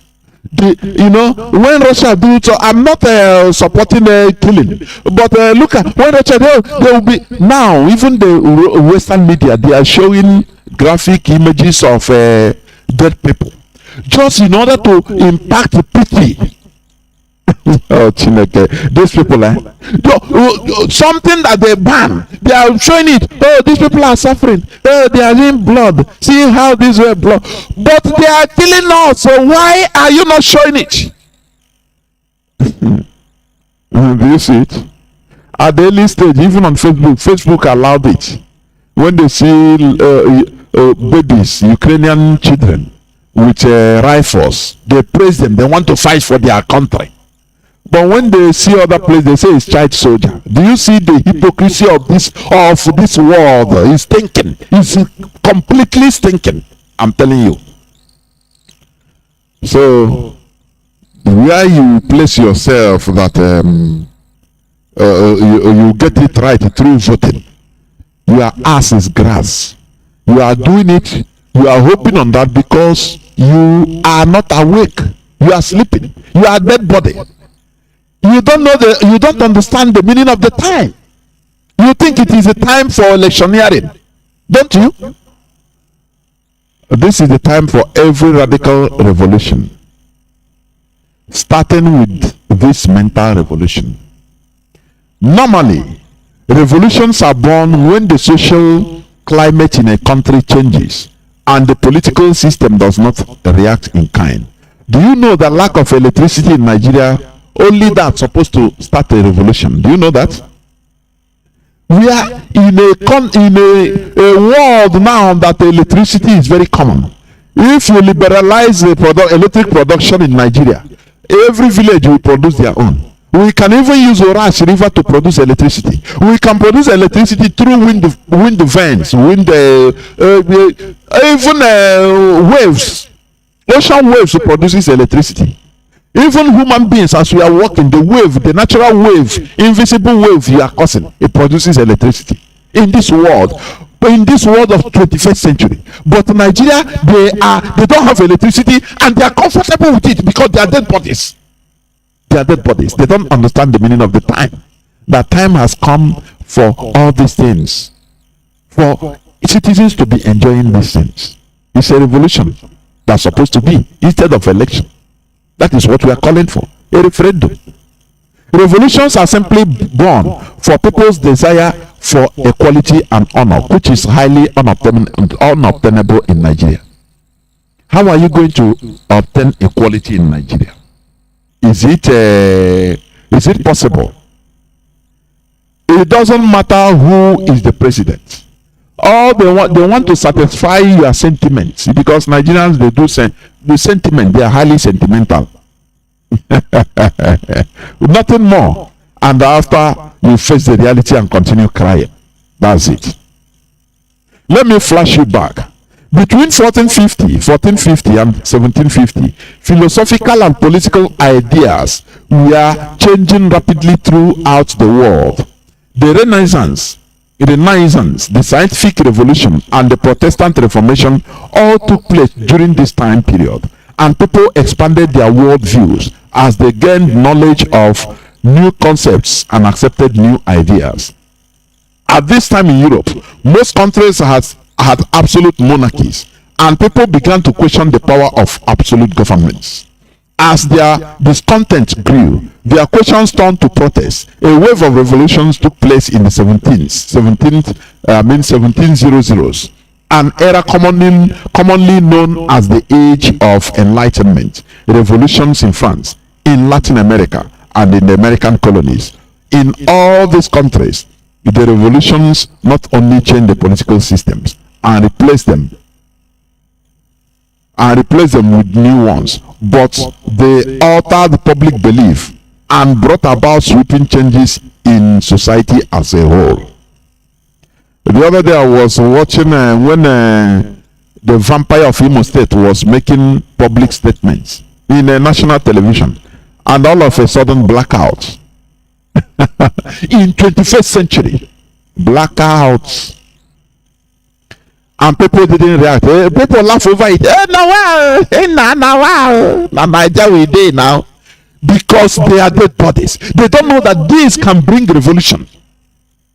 If people understand the meaning of time, this is not the age, this is not the time for another election, another normal election. This should be a time when people should start questioning the status quo, to change the status quo. Oh, who is a Nigerian? How should we continue in this system? The real Nigerian agenda is no more hidden. The colonization of every indigenous population in Nigeria is in the open. Where belonging to a particular ethnic group gives you superiority over others. The question is, what do we do in order to stop this Nigeria agenda of colonization? Is this through election? Could this be achieved through election? The answer is no. We are calling for a referendum to define who is a Nigerian, to make sure that we remove ourselves from the direct cage of the British Empire into the free world, where we could contribute our own quota of development and earn our respect as equal human beings. This is why we are clamoring for the restoration of Biafra, because we understand the time, because we know that this time around, this is the time not to electioneer, this is the time not to keep Nigeria, this is the time not to continue shouting, oh, one Nigeria, where is what is one about Nigeria? This is the time to ask the necessary questions. It doesn't mean the embarrassment it can cause you. It doesn't mean the embarrassment or anything it can cause. It doesn't mean the pain it can cause. India faced their own in the 1940s, and today they are real free. You don't see British ambassador rigmaroling the length and width of India, telling them how the unity of India is non-negotiable. No, you don't see that. Only in Nigeria you see that the unity of Nigeria is non-negotiable. An ambassador, the High Commissioner, the British High Commissioner, coming to tell us how to run our lives. That we don't know how to think. It's them that think for us. And that is why we are not productive. We continue begging. Nigeria, despite the population of millions and millions, 200 and something million people, they are not productive. They continue, borrowing money to pay, to eat. Don't you see that it is absurd? Don't you see that? And you think that election will change all these things? You think that electioneering will change the status quo? No, the answer is no. It is high time for us to understand the time. IPOB, we have woken up to understand this time. It is high time to join in the bandwagon of waking up. People that woke up. You wake up because you understand the meaning of the time. You wake up because you understand that the time is now for you to do something. That is it. No more relaxing. So I will go into a few minutes break, so that when I come back, I will open the lines so that people will start calling. Please don't go away. I will be right back. Don't go away.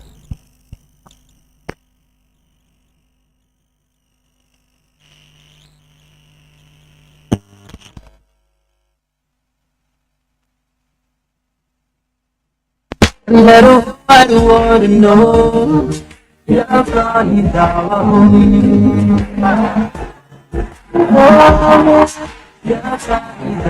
A great noise will be coming from a far distance. It is a march, another march, a great march of the people, by the people, and for the people. The voice of the people must be heard when their feet begins to shake the earth. In the month of October 2022, the Biafra 1 million march in UK.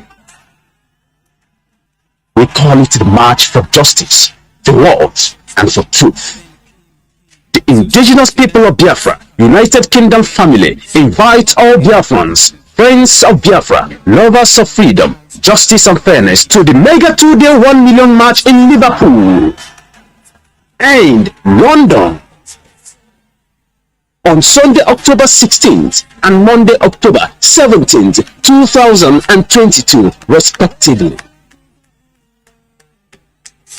16th October for Liverpool at Anfield, the home ground of Liverpool Football Club. Of course, the team our leader owning the sports. A history must be made in Liverpool because it will be the prelude to the top flight English Premiership match between Liverpool FC and Manchester City. On 17th October 2022, being the next day, the people will march in the hearts of London from Trafalgar Square to number 10 Downing Street, then to the Commonwealth Office and Parliament Building. We shall send the strongest ever message about Biafra restoration and the demand for Ahmadike's immediate and unconditional release from the Nigeria's DSS illegal detention. Come, lend your voice to these clarion calls. Remember, this is a call for all lovers of truth, justice and fairness, irrespective of your race, and not just members of IPOB, nor I love IPOB. See your faces in the places. No retreat, no surrender. Come one, come all. Free Mazi Nnamdi Kanu, free Biafra. This information is coming to you from the office of all state media worldwide of IPOB. Signed, IPOB Family, United Kingdom, under the leadership of the people.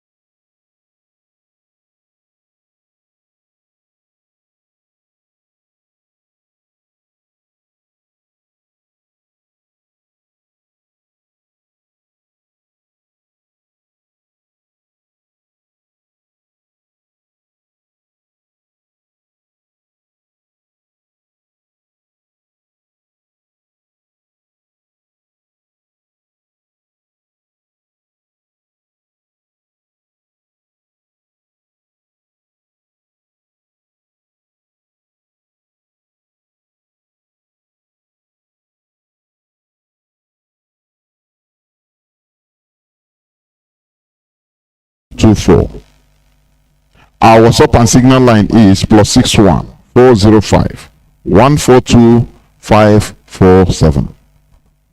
You can call us now and give us your view. But remember, the topic of my submission is the second part of understanding the meaning of the time. That is the topic of my submission. Please. Because when you understand the meaning of the time, you act as a human being. When you don't understand the meaning of the time, which means you act irrationally. And that is what Nigerians are doing. The way they are behaving irrationally because they don't understand the meaning of the time. You can call us and give us your view on this submission. Let me see.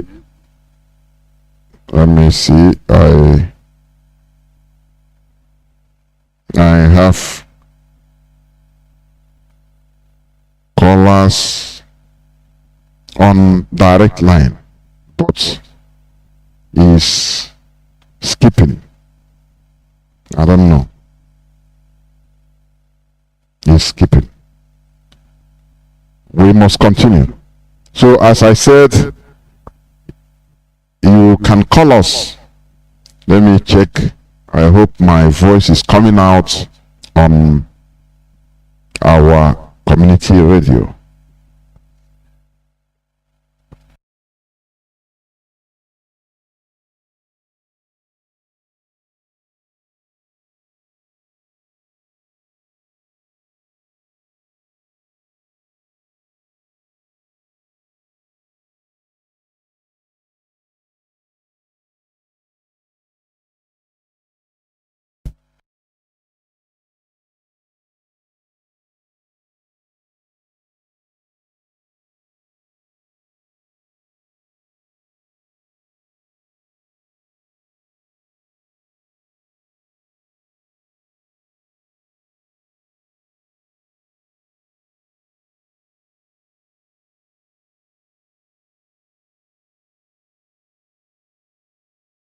In Nigeria, every village will produce their own. We can even use the Ras River to produce electricity. We can produce electricity through wind vents, even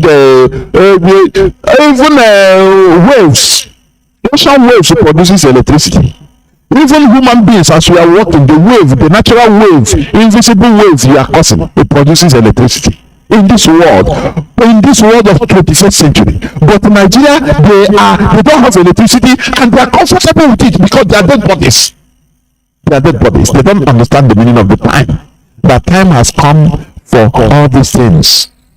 For citizens to be enjoying these things. It's a revolution that's supposed to be instead of election. That is what we are calling for. A referendum. Revolutions are simply born for people's desire for equality and honor, which is highly unobtainable in Nigeria. How are you going to obtain equality in Nigeria? Is it possible?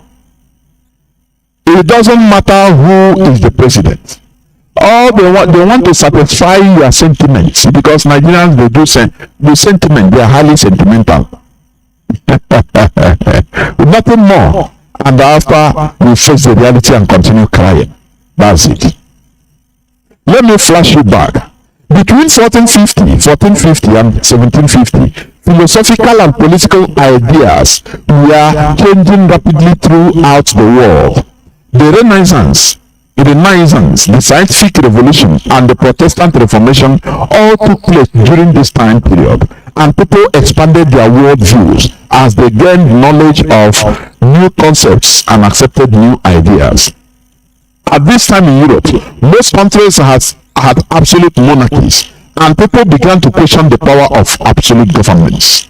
As their discontent grew, their questions turned to protest. A wave of revolutions took place in the 1700s, an era commonly known as the Age of Enlightenment. Revolutions in France, in Latin America, and in the American colonies. In all these countries, the revolutions not only changed the political systems and replaced them with new ones, but they altered public belief and brought about sweeping changes in society as a whole. The other day I was watching when the vampire of Imo State was making public statements in national television, and all of a sudden blackout. In 21st century, blackouts. And people didn't react. People laugh over it. Now, because they are dead bodies. They don't know that this can bring revolution. If people understand the meaning of time, this is not the age, this is not the time for another election, another normal election. This should be a time when people should start questioning the status quo, to change the status quo. Who is a Nigerian? How should we continue in this system? The real Nigerian agenda is no more hidden. The colonization of every indigenous population in Nigeria is in the open. Where belonging to a particular ethnic group gives you superiority over others, the question is, what do we do in order to stop this Nigeria agenda of colonization? Is this through election? Could this be achieved through election? The answer is no. We are calling for a referendum to define who is a Nigerian, to make sure that we remove ourselves from the direct page of the British Empire into the full world, where we could contribute our own quota of development and earn our respect as equal human beings. This is why we are clamoring for the restoration of Biafra, because we understand the time, because we know that this time around, this is the time not to do electioneer, this is the time not to keep Nigeria, this is the time not to start continue shouting, oh, one Nigeria, where is the what is one about Nigeria? This is the time to ask the necessary questions. It doesn't mean the embarrassment it can cause you. It doesn't mean the embarrassment or anything it can cause. It doesn't mean the pain it can cause. India faced their own in the 1940s, and today they are real free. We don't see British ambassador rigmaroling the length and width of India, telling them how the unity of India is non-negotiable. No, you don't see that. Only in Nigeria you see that. The unity of Nigeria is non-negotiable. We call an ambassador, the High Commissioner, British High Commissioner, coming to tell us how to run our lives. That we don't know how to think. It's them that think for us. And that is why we are not productive.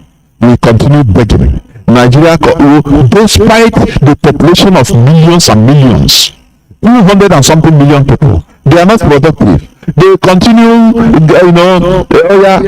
borrowing money to pay, to eat. Don't you see that it is absurd? Don't you see that?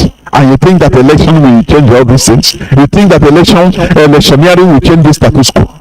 No, the answer is no. It is high time for us to understand the time. IPOB, we have woken up to understand this time. It is high time to join in the bandwagon of waking up. People that woke up. You wake up because you understand the meaning of the time. You wake up because you understand that the time is now for you to do something. That is it. No more relaxing. So, I will go into a few minutes break, so that when I come back, I will open the lines so that people will start calling. Please don't go away. I will be right back. Don't go away. Because you people are them in the cage and say, oh, yeah, do election. They will kill themselves. They don't understand even what is election. During the time of the revolution, the French Revolution, did they start having elections? The answer is no. Napoleon Bonaparte came in order to, he's a mad person, but a good mad person for the country. A good mad man for the country. He instituted discipline. He massacred the French people. All these parts, they will not tell you in history. But they will tell you, orangutans, this is how to do election. Oh, you are democracy. Oh, how can monkeys that are not developed, how can they engage in democracy, for goodness sake, without discipline? How? It's a question I put any person that knows. Let him and tell us, please. Tell the whole world when the lines are open. How can monkeys that don't even understand what the real democracy is, that don't understand, that are not developed enough, that never understand the time they are in, how do you just gather them and say, oh, do election, you are democracy? Is it not you are adding salt to injury? You understand? Before real democracy will be achieved, there must first of all be discipline. Countries that are developed, there is discipline there. It will be it is the grassroots discipline. If you don't agree, if they are discipline, complete discipline. It is not what is going on in Nigeria. No. When monkeys are clamoring, oh, PVC, oh, we vote. You vote for what? You vote, how long are we going? What have you achieved? because you don't know the time. Let us continue listening, please.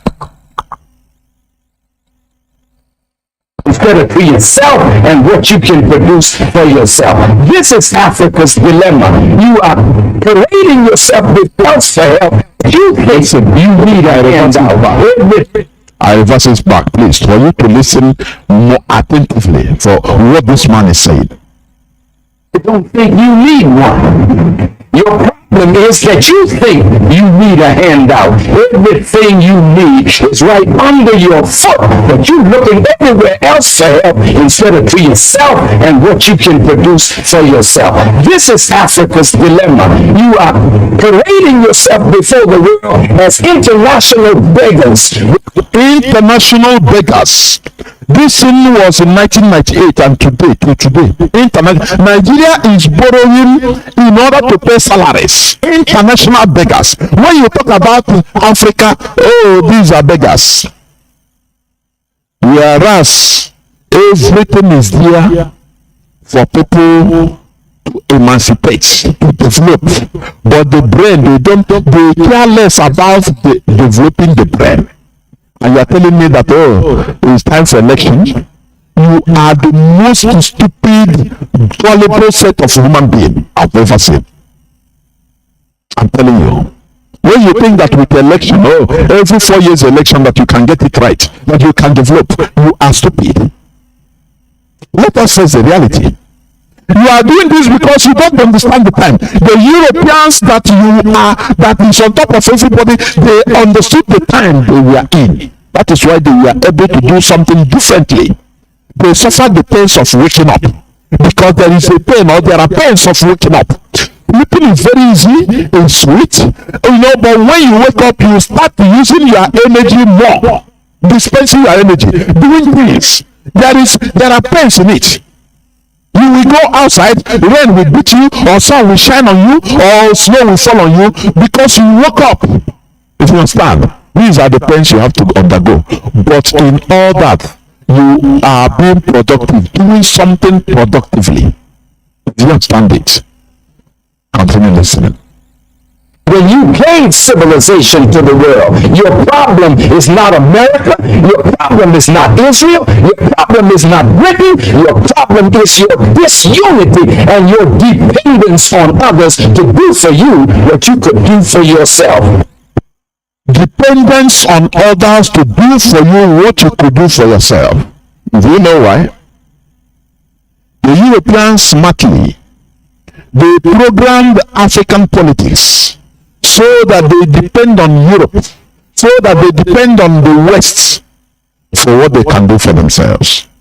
Remember Kwame Nkrumah, when he took office as the first president of Ghana, his blueprint was to make Ghana an industrial country in the next 20 years. The Europeans say, how can this orangutan do this? They frustrated him financially. Before he can go back, they staged a military coup against him, using his own people also. Using his own people. And the funniest part of it is that one of the leader of the people that destroyed Ghana today is being celebrated in the name of Kotoka. The Kotoka, the Ghana airport, international airport, is called Kotoka Airport. Africans are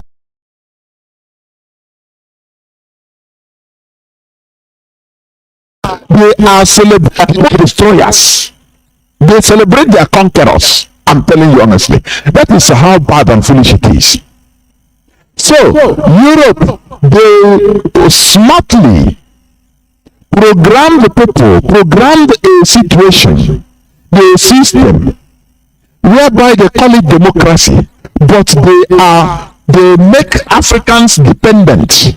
They make the political leaders not to care about improving productivity or encouraging productivity. You understand? In Africa, by Africans. Everything is politics. Everything is, oh, don't worry, we will do it. You want to win election? Come. But look, don't go here. You want to win election? Okay, in Nigeria, don't touch electricity. Nigeria is the highest producer of, the highest importer of generators, electric generators, diesel generators, and electric generators in short. Nigeria is the highest importer. Do you know how many billions? And people are shouting, "Oh, he's an importer. Oh, Ademofuma is importing generators." Yes, you are doing good personally, privately as a person, but you don't know the overview, the general thing, the general damage. Oh, that you are making money is causing. You don't know.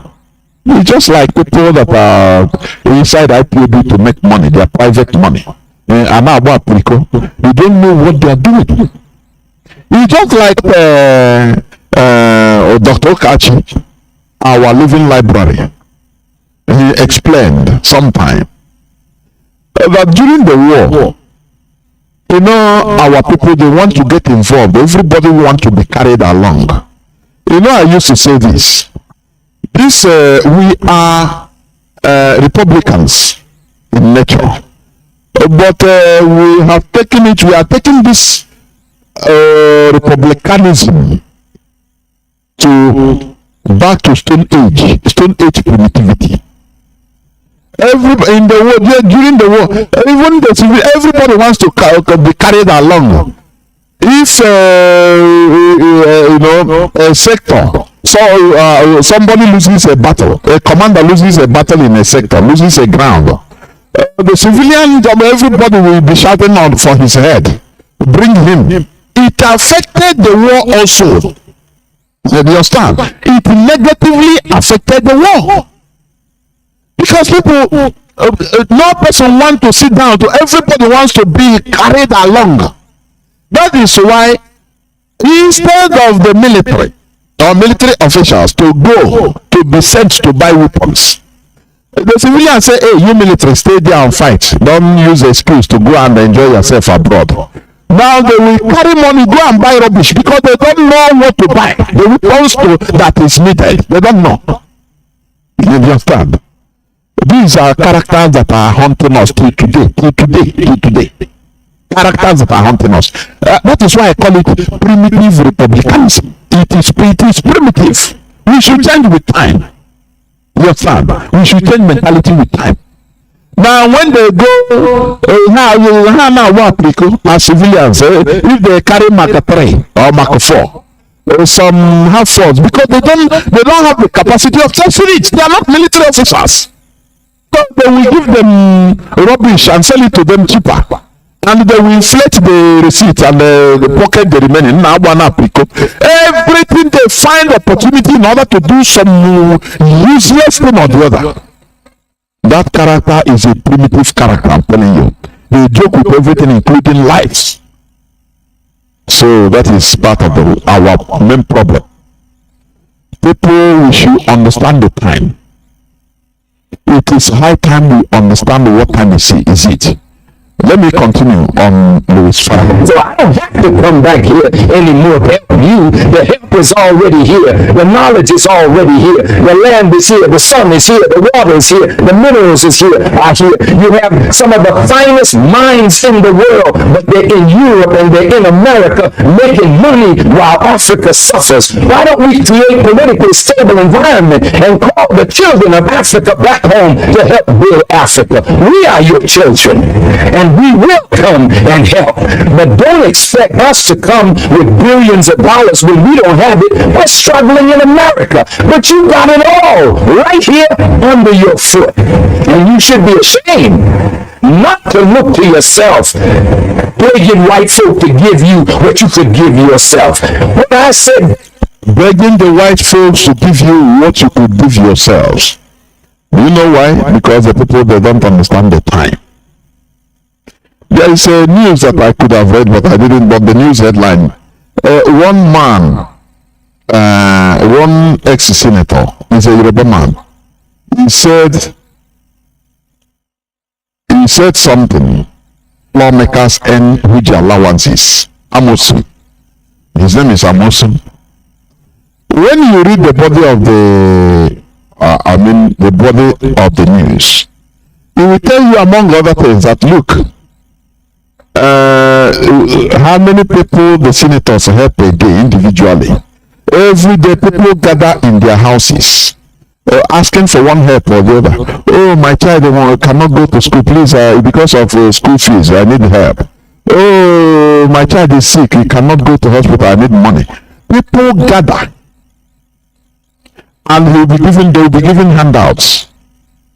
Instead of creating institutions that will take care of that thing generally. That is what I'm saying.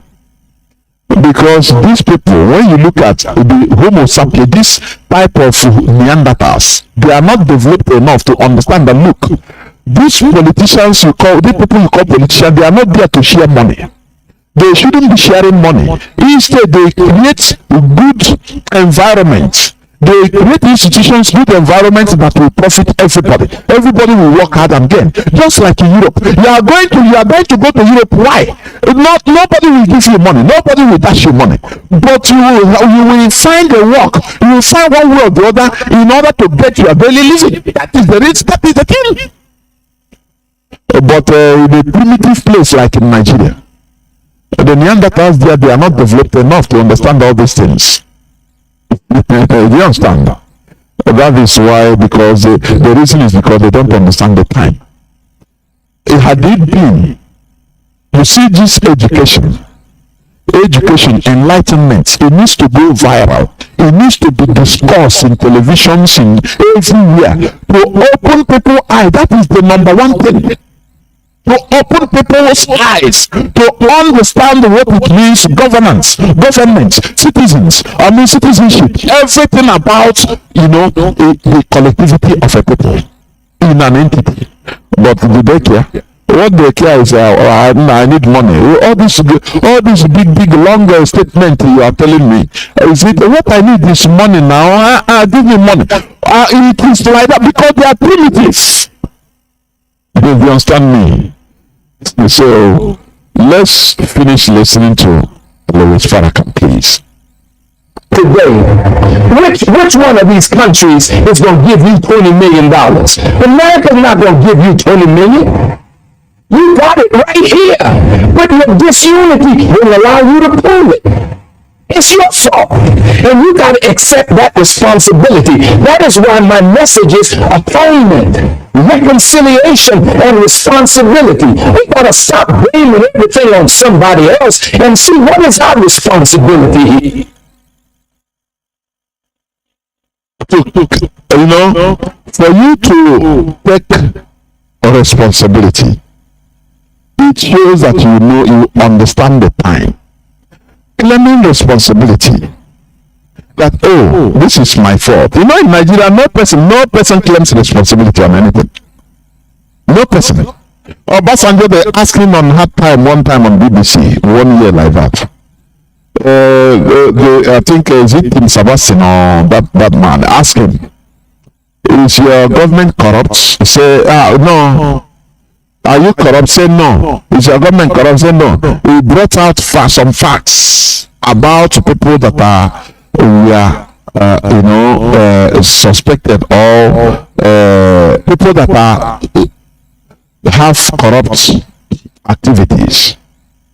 Facts. You know what Obasanjo said? I am the president, so am I the person that is doing it for them? If I'm the president, will I be up and be down? Will I be in the ministers? Will I be in the custom office doing? So he completely exonerated himself that those people are corrupt in his government, but it's not him. And I am that day I was looking just an orangutan the way they reason. You understand? It is not easy to claim a responsibility or to accept responsibility. When there is something good, they claim responsibility for it. But when there is a failure, they say no, it is not them. Do you see how things work? So, understanding the time makes us to know what's up, to know what we should do at the right time. This is not the time for gallivanting for electioneering in Nigeria. It is the time to think in another different way. A referendum, just like the Scots are doing. A referendum. Do you understand? You see people gallivanting. 2015 we didn't do it well, but this time around we are going to vote in an angel. And I'm looking at idiots. I'm looking at the body. I'm telling you. Anyway, who are you going to put there in this British controlled Nigeria, a British creation, a Russia construct called Nigeria? Who are you going to put there in order to work miracle? And all of a sudden everything will start going very well. Just tell me who? Whereas the owners of the country and the creators of the country are there watching. They are there running the show. Is it not time for people to look back and say, look, this election is good for paper democracy, but it is not what we want now. What we need is to go back in order to ask ourselves, who is a Nigerian? The same question that used to pop up in my mouth. The same question. This question made the Indians to understand themselves. Who is an Indian? Ask, who is a Nigerian, please? Who created Nigeria? How can we be in this country just unwillingly with this type of hatred, ethnic hatred? How? And we say, continue, don't worry, we are going to get there. This is always their word, their statement. We are going to get there. Vote. PVC is your what do you call it? It's your power. Now I want you to hear this, please. It's from one barrister, Barrister Barry. Is it? He categorically stated that no Nigerian has ever won an election without rigging. Just listen, please. Listen. And let dead bodies rise up. Listen and wake up. Dead bodies, please. Let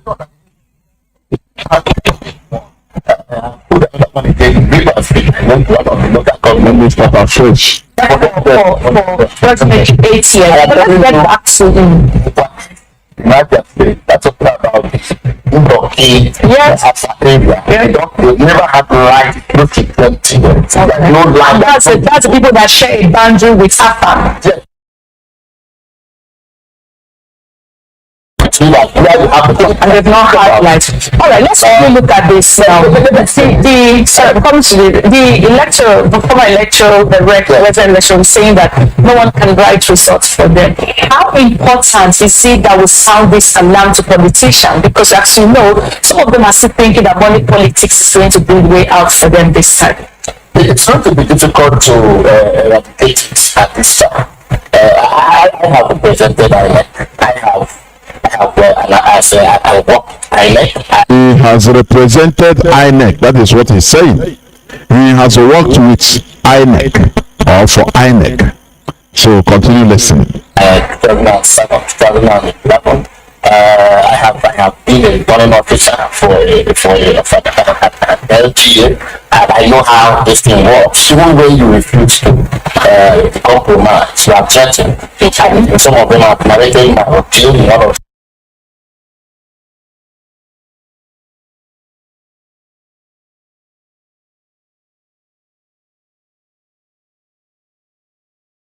compromise, you are threatened. Some of them are narrating my ordeal in one of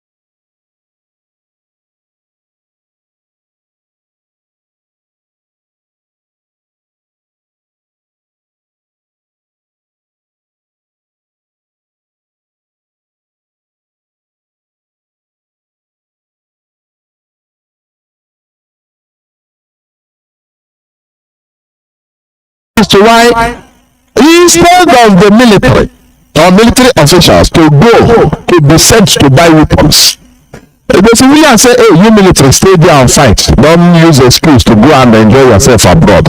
Now they will carry money, go and buy rubbish because they don't know what to buy. The weapons that is needed, they don't know. Another thing, the result we are supposed to be announcing, they are announcing another thing on air. the document, the result to say America, because he is watching. What they are announcing is another thing. They are reading another thing. So now the question is, what of those people that wasted their time to vote? Do you see what they are not telling you? Do you see why we are clamoring, working, making sure that dead bodies can wake up? Dead bodies are now called hammer. Now we are hitting hammer on Nigeria so that dead bodies can rise up. Do you understand? We have votes that we won 1, 2, 3 in your areas. Now they give it to the person, so yeah, he carry it. Everything is transparent, right? Okay, he carried them to go and announce. Now what happened? On his way, he tuned the radio and another thing was being announced. Before even he reached there, before he reached the state capital. This is what you are clamoring. We are going to vote because you don't know the time. You don't understand the time. This is not the time for electioneering. You understand? This is a time for revolution, for referendum, to do something in another way around so that you get another result, a different result altogether. This is what we preach here. Simple and short. Continue listening. I put the other one again, Rivers. I went to one of the local government own the results, and he said I should bring it back, that they are going to write it up. And what I'm going to say is that the right man that is something, now he's telling us something that all of us, so I've been saying it before. Nobody, I repeat again, no Nigerian has ever won an election. Do you hear him, or do I revert back?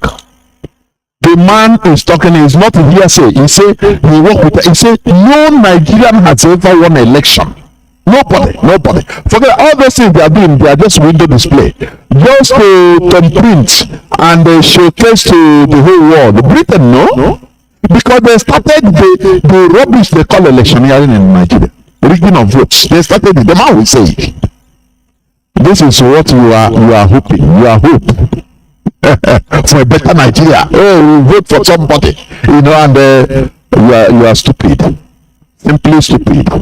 Tomorrow when you be crying, if Nigeria is still existing, I will come here to laugh. I'll be laughing in both Hindi, Pashtun, Urdu, Mandarin, all Chinese, everything. I'll be laughing because Nigerians are dead bodies, honestly. Continue listening, please.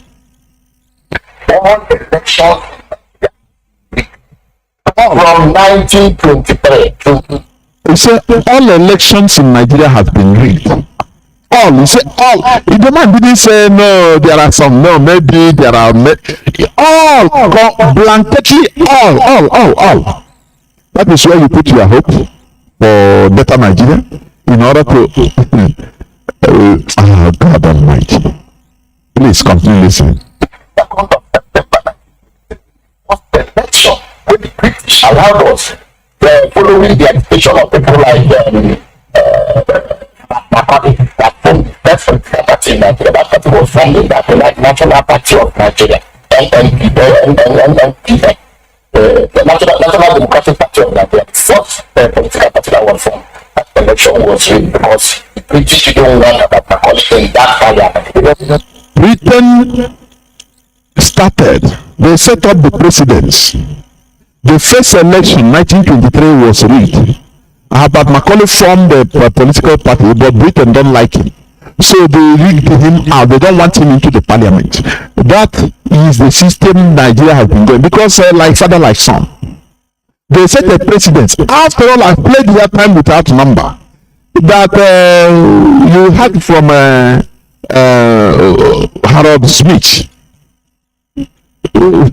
Harold Smith, the former one of the colonial masters of Nigeria. He said it in an interview before he died, that Britain rigged the elections. Even census, they manipulated the census, they rigged the election. Open, he said it. He's a British, but he has conscience. You understand? So this is what the man is confirming. With all this information, how come Nigerians, they don't even understand? Oh, they are articulator, they are obedient. Oh, they want to change everything through voting. Understanding the time. That is the topic of my submission. Understanding the meaning of the time. Part 2. Nigerians, they have not woken up because they never understand the meaning of the time. You understand? They never understand the meaning of the time we are in. That is why they are still sleeping. They are dead bodies, relaxing. If they understand the time we are in, the present time, the current time, they will not be clamoring for elections, honestly speaking. They will say, boy, that is rubbish. Let us go for a referendum. Let us not ask ourselves who is a Nigerian. What are the qualifications of to be a Nigerian citizen? But lo and behold, they are still relaxing in their slumber, in their beds, in their high, almost dead bodies. Continue listening, please. Bringing up of charges, putting in prison. You see the position that the British up for the today now, the Queen come out, let the Prime Minister of Britain come and contest election in Nigeria. She will lose election. You don't win election in Nigeria because you are you win election because elections are rigged, results are rigged. Nobody, even Abiola the election, I feel, look at it this way. All of them for 1999, nobody has won the election. All the elections are being rigged. Back to what man is saying is correct.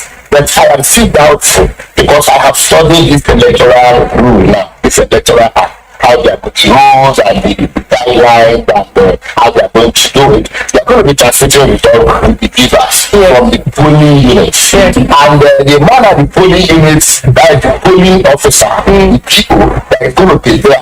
And immediately they finish, he will collect the result and they will enter them. In the process of entering them, what will happen? What about if they give him more than 0 enter inside?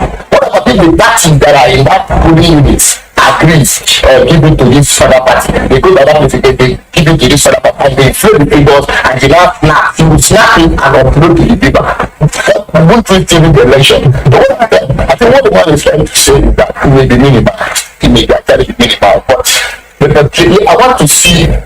I want to see a situation where somebody that is rightly popular will win the election. Don't you think that popular people don't win the election in Nigeria except to enter a particular party? When he contested 4 times, he never won. Once he entered and there was an alliance before he won. He can't win it. What do you call him? He contested the election in Nigeria. Are you listening? Oh, you dead bodies, Nigerians, I call dead bodies. Hey, your PVC. Hey, are you listening? There is nothing you can get through this electioneering. I say it and I stand by it till thy kingdom come. There is nothing you can get. Let me tell you how countries develop. Countries develop organically. Either a country will develop through complete conquests. Now the conquerors, like in the case of America, the conquerors impose their system direct and be there. Their good system, like in Americas. Do you understand? Even like in South Africa. Now, all the people will be developing organically, coming up organically. They will be, modifying their systems that are, if they see any, if they get, they change with time in short. Modifying their systems. If there are things that they will learn from others and say, okay, they will add it on there. That is how United Kingdom, they get this so-called constitutional monarchy. Do you understand? They get it for constitutional monarchy from the Roman Empire. Oh, okay. No, they didn't. No person didn't impose them. Say you must banish the queen or the kings, your monarch, banish them and kill all of them. Just they didn't do like France. They are Europeans, but France banished their own because that is the way they want it. Whereas countries like United Kingdom, they retained their monarchy, but they modified it to a system that we are seeing that fits them. But in our own, now they teach us how to do a democracy. We believe, look at, I used to say, orangutans voting, believing in electioneering. How come? They don't tell you the real thing. They don't want you to develop your natural way, your organic way, organically. That thing that you know how to do. Had it been if we are left alone, we can even practice what is our government will say is your system. We don't need to imitate this person or the other. No. We can only modify and carry something, absorb something that is good in one government or one government of the world. Absorb it, modify it, now add it to our own. That is how it is. But to come and say blanket, you be elected, you have a parliament, have this, and you be check Libya. I mean, Gaddafi's Libya. They modified their government, their own. The people's, they call it the People's Republic, the People's country. Do you understand? They modify it the way it fits them, and they are doing well. Call him a dictator. What if you have a good dictator? And so what? Napoleon Bonaparte was a very good dictator. You cannot talk about modern France without talking about without calling Napoleon Bonaparte. Why are they eulogizing him? Well, he's a good dictator. Now Gaddafi is gone. They bombed Libya back to Stone Age. They destroyed Libya. That is why when I look at things, I shake head. The world is a world of injustice. When Russia do it, so I'm not supporting killing, but look at when Russia will be now. Even the Western media, they are showing graphic images of dead people, just in order to impact the pity. These people something that they ban, they are showing it. These people are suffering. They are in blood. See how these were blood, but they are killing us. So why are you not showing it? Do you see it at the early stage? Even on Facebook allowed it. When they see babies, Ukrainian children with rifles, they praise them. They want to fight for their country. But when they see other places, they say it's child soldier. Do you see the hypocrisy of this world? It's stinking. It's completely stinking. I'm telling you. So, where you place yourself that you get it right through voting, your ass is grass. You are doing it. You are hoping on that because you are not awake. You are sleeping. You are dead body. You don't understand the meaning of the time. You think it is a time for electioneering, don't you? This is the time for every radical revolution, starting with this mental revolution.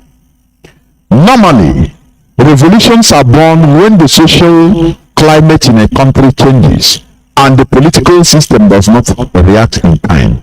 Do you know the lack of electricity in Nigeria? Only that's supposed to start a revolution. Do you know that? We are in a world now that electricity is very common. If we liberalize the electric production in Nigeria, every village will produce their own. We can even use the Rapture river to produce electricity. We can produce electricity through wind vents, waves. Ocean waves produces electricity. Even human beings, as we are walking, the natural wave, invisible wave you are causing, it produces electricity. in this world of 21st century. But in Nigeria, they don't have electricity and they are comfortable with it because they are dead bodies. They are dead bodies. They don't understand the meaning of the time. That time has come for all these things, for citizens to be enjoying these things. It's a revolution that's supposed to be instead of election. That is what we are calling for, a referendum. Revolutions are simply born for people's desire for equality and honor, which is highly unobtainable in Nigeria. How are you going to obtain equality in Nigeria? Is it possible? It doesn't matter who is the president. All they want to satisfy your sentiments, because Nigerians, they do the sentiment, they are highly sentimental. Nothing more. And after we face the reality and continue crying. That's it. Let me flash you back. Between 1450 and 1750, philosophical and political ideas were changing rapidly throughout the world. The Renaissance, the scientific revolution, and the Protestant Reformation all took place during this time period, and people expanded their worldviews as they gained knowledge of new concepts and accepted new ideas. At this time in Europe, most countries had absolute monarchies, and people began to question the power of absolute governments. As their discontent grew, their questions turned to protest. A wave of revolutions took place in the 1700s, an era commonly known as the Age of Enlightenment. Revolutions in France, in Latin America, and in the American colonies. In all these countries, the revolutions not only changed the political systems and replaced them with new ones, but they altered public belief and brought about sweeping changes in society as a whole. The other day I was watching when the vampire of Imo State was making public statements in a national television, and all of a sudden blackouts. In 21st century, blackouts. And people didn't react. People laugh over it. Now, because they are dead bodies. They don't know that this can bring revolution. If people understand the meaning of time, this is not the age, this is not the time for another election, another normal election. This should be a time when people should start questioning the status quo, to change the status quo. Who is a Nigerian? How should we continue in this system? The real Nigerian agenda is no more hidden. The colonization of every indigenous population in Nigeria is in the open. Where belonging to a particular ethnic group gives you superiority over others. The question is, what do we do in order to stop this Nigeria agenda of colonization? Is this through election? Could this be achieved through election? The answer is no. We are calling for a referendum to define who is a Nigerian, to make sure that we remove ourselves from the direct page of the British Empire into the full world, where we could contribute our own quota of development and earn our respect as equal human beings. This is why we are clamoring for the restoration of Biafra, because we understand the time, because we know that this time around, this is the time not to do electioneer, this is the time not to keep Nigeria, this is the time not to continue shouting, oh, one Nigeria, what is one about Nigeria? This is the time to ask the necessary questions. It doesn't mean the embarrassment it can cause you. It doesn't mean the embarrassment or anything it can cause. It doesn't mean the pain it can cause. India faced their own in the 1940s, and today they are real free. We don't see British ambassador Rigmarolin the length and width of India, telling them how the unity of India is non-negotiable. No, you don't see that. Only in Nigeria you see that. The unity of Nigeria is non-negotiable. We call an ambassador, the High Commissioner, British High Commissioner, coming to tell us how to run our lives. That we don't know how to think. It's them that think for us. And that is why we are not productive. We continue begging. Nigeria despite the population of millions and millions, 200 and something million people, they are not productive. They continue, borrowing money to pay, to eat. Don't you see that it is absurd? Don't you see that? And you think that election will change all these things? You think that electioneering will change the status quo? No, the answer is no. It is high time for us to understand the time. IPOB, we have woken up to understand this time. It is high time to join in the bandwagon of waking up. People that woke up. You wake up because you understand the meaning of the time. You wake up because you understand that the time is now for you to do something. That is it. No more relaxing. So, I will go into a few minutes break. So that when I come back, I will open the lines so that people will start calling. Please don't go away. I will be right back. Don't go away.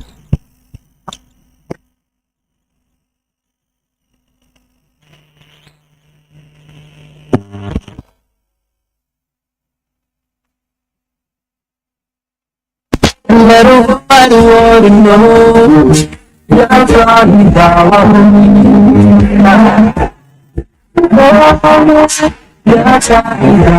A great noise will be coming from a far distance. It is a march, another march, a great march of the people, by the people, and for the people. The voice of the people must be heard. When the feet begins to shake the earth in the month of October 2022, the Biafra 1 million march in UK. We call it the March for Justice, for Words, and for Truth. The indigenous people of Biafra, United Kingdom family, invite all Biafrans, friends of Biafra, lovers of freedom, justice and fairness to the mega 2-day 1 million march in Liverpool and London on Sunday, October 16th and Monday, October 17th, 2022, respectively. 16th October for Liverpool at Anfield, the home ground of Liverpool Football Club. Of course, the team, our leader, will lead the sports. A history must be made in Liverpool because it will be the prelude to the top-flight English Premiership match between Liverpool FC and Manchester City. On 17th October 2022, being the next day, the people will march in the heart of London from Trafalgar Square to number 10 Downing Street, then to the Commonwealth Office and Parliament Building. We shall send the strongest ever message about Biafra restoration and the demand for Ahmadike's immediate and unconditional release from the Nigeria's DSS illegal detention. Lend a voice to these glaring calls. Remember, this is a call for all lovers of truth, justice and fairness, irrespective of your race, and not just members of IPOB, nor I love IPOB. See your faces in the places. No retreat, no surrender. Come one, come all. Free Mazi Nnamdi Kanu, free Biafra. This information is coming to you from the office of all state media worldwide of IPOB. Signed, IPOB Family, United Kingdom, under the leadership of the people.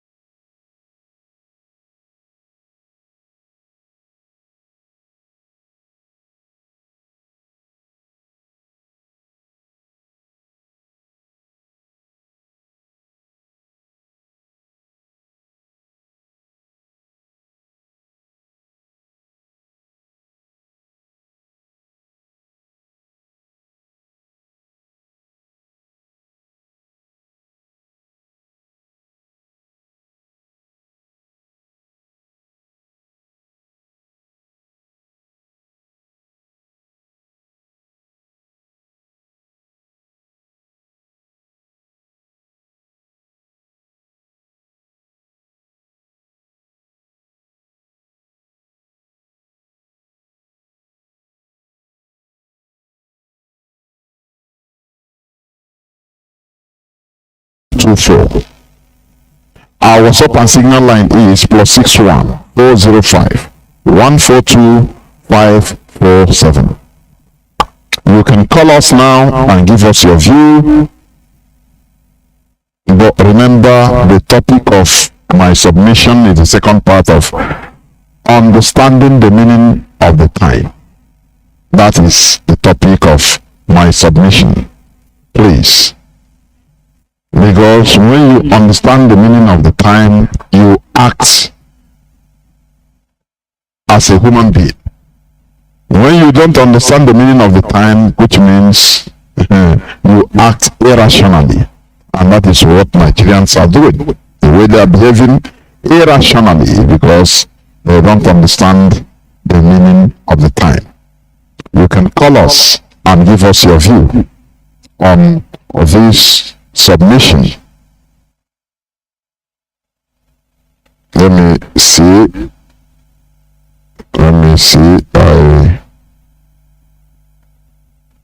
I have callers on direct line, but is skipping. I don't know. Is skipping. We must continue. So as I said, you can call us. Let me check. I hope my voice is coming out on our community radio.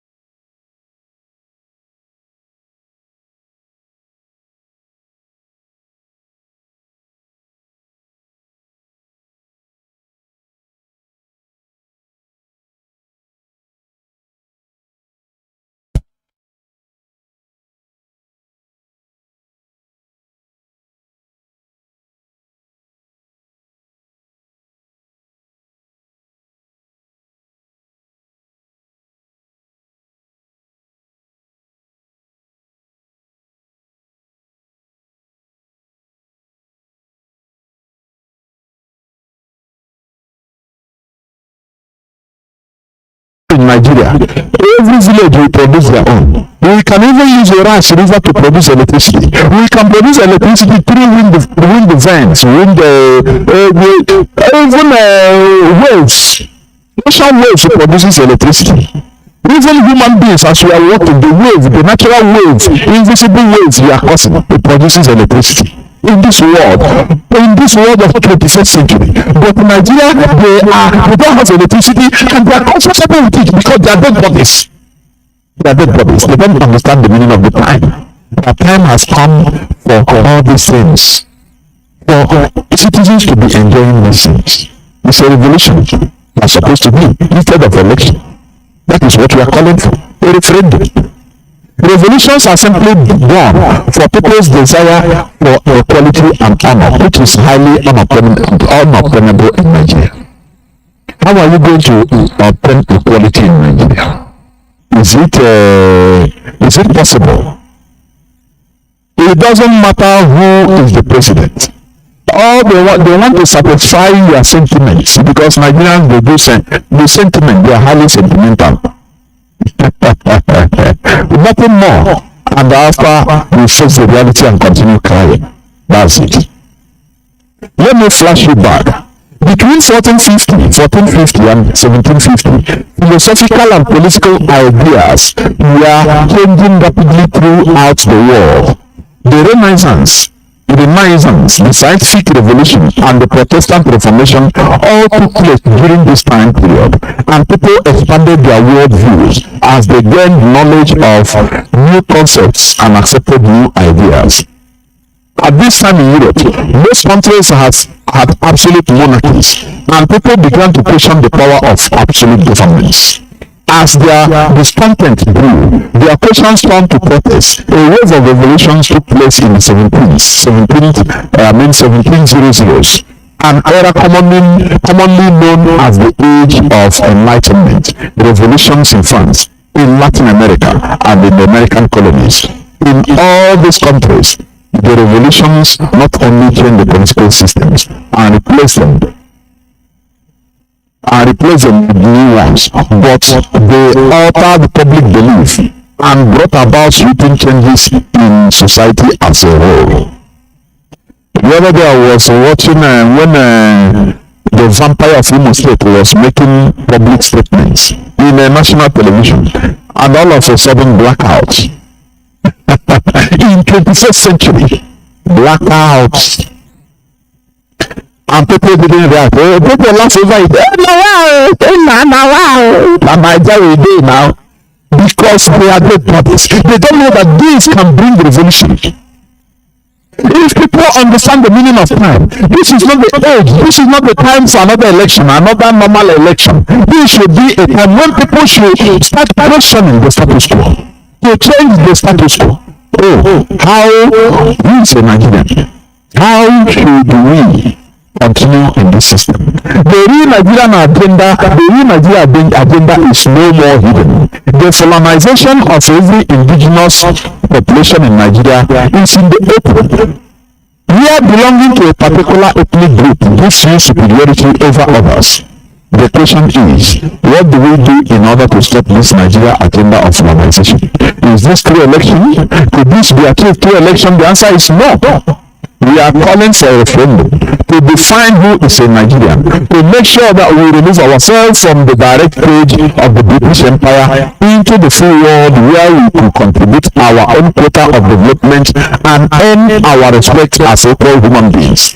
This is why we are clamoring for the restoration of Biafra, because we understand the time, because we know that this time around, this is the time not to do electioneer, this is the time not to keep Nigeria, this is the time not to start continue shouting, oh, one Nigeria, what is one about Nigeria?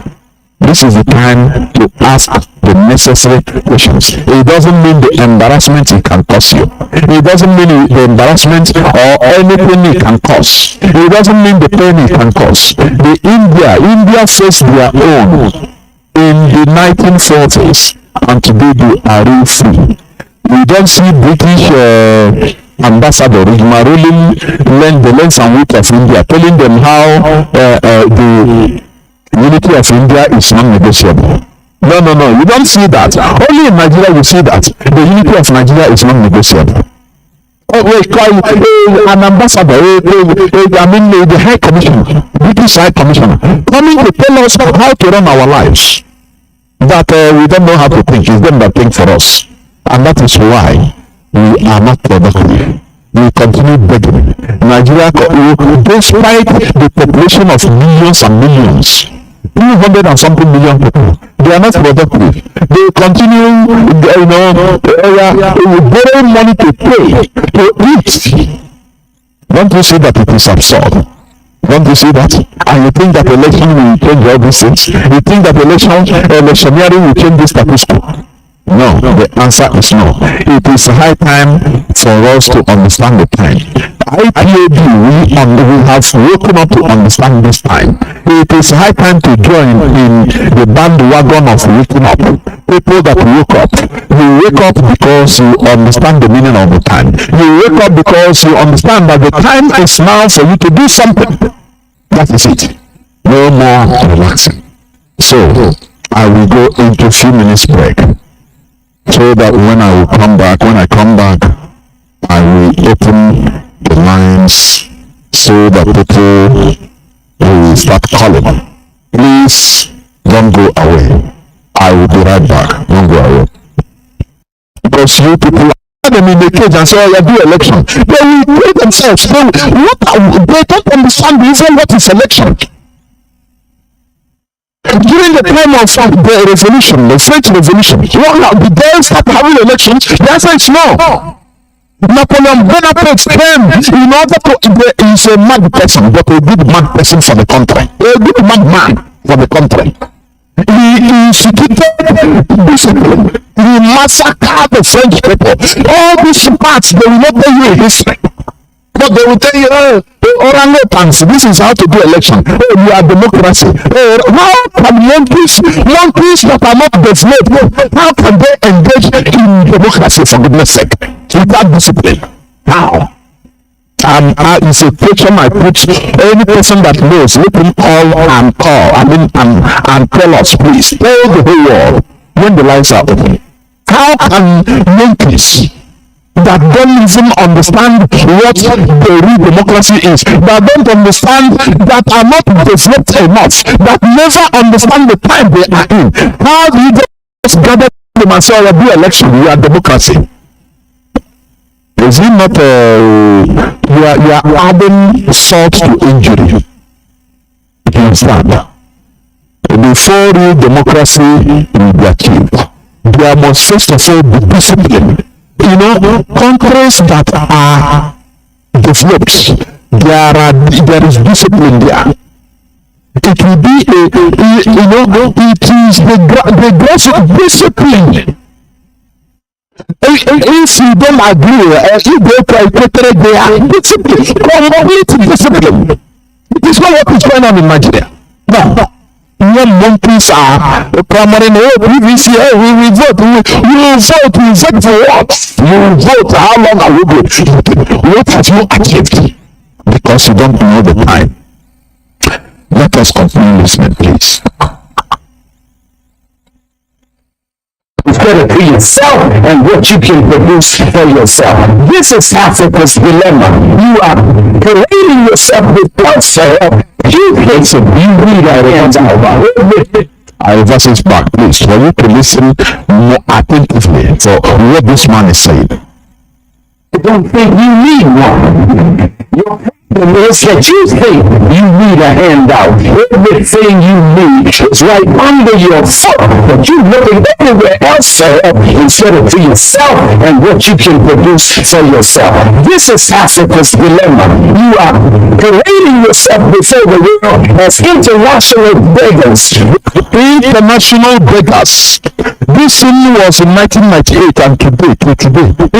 Nigeria is borrowing in order to pay salaries. International beggars. When you talk about Africa, oh, these are beggars. Whereas everything is there for people to emancipate, to develop. But the brain, they care less about developing the brain. And you are telling me that, oh, it's time for election.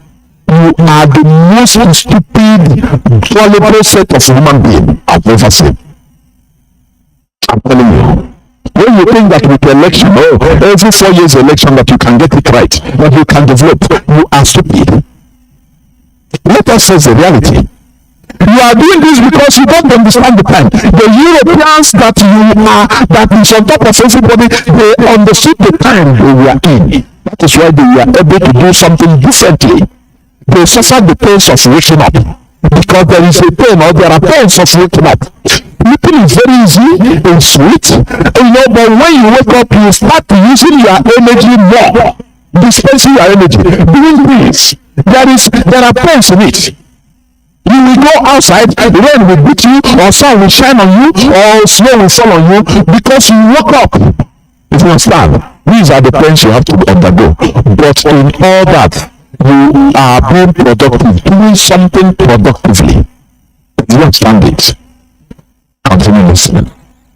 When you gave civilization to the world, your problem is not America, your problem is not Israel, your problem is not Britain, your problem is your disunity and your dependence on others to do for you what you could do for yourself.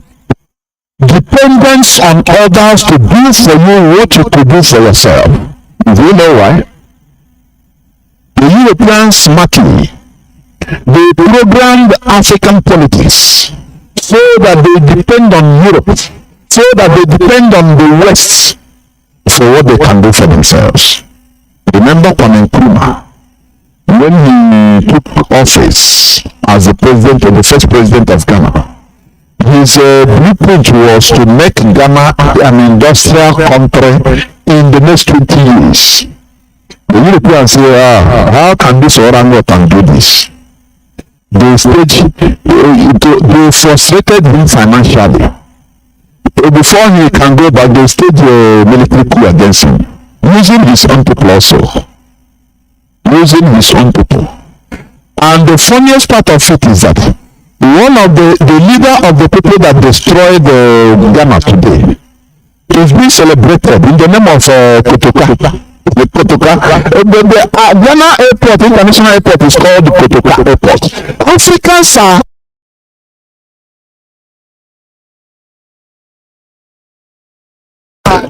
celebrating destroyers. They celebrate their conquerors. I'm telling you honestly. That is how bad and foolish it is. So, Europe, they smartly program the people, program the situation, the system, whereby they call it democracy, but they make Africans dependent. They make the political leaders not to care about improving productivity or encouraging productivity. You understand? In Africa, by Africans. Everything is politics. Everything is, oh, don't worry, we will do it. You want to win election? Come. But look, don't go here. Yeah, you want to win election? Okay, in Nigeria, don't touch electricity. Nigeria is the highest producer of, the highest importer of generators, electric generators. It is generators and, electric generators in short. Nigeria is the highest importer. Do you know how many billions? And people are shouting, oh, he's an importer. Oh, Ademofuma is importing generators. Yes, you are doing good personally, privately as a person, but you don't know the overview, the general damage.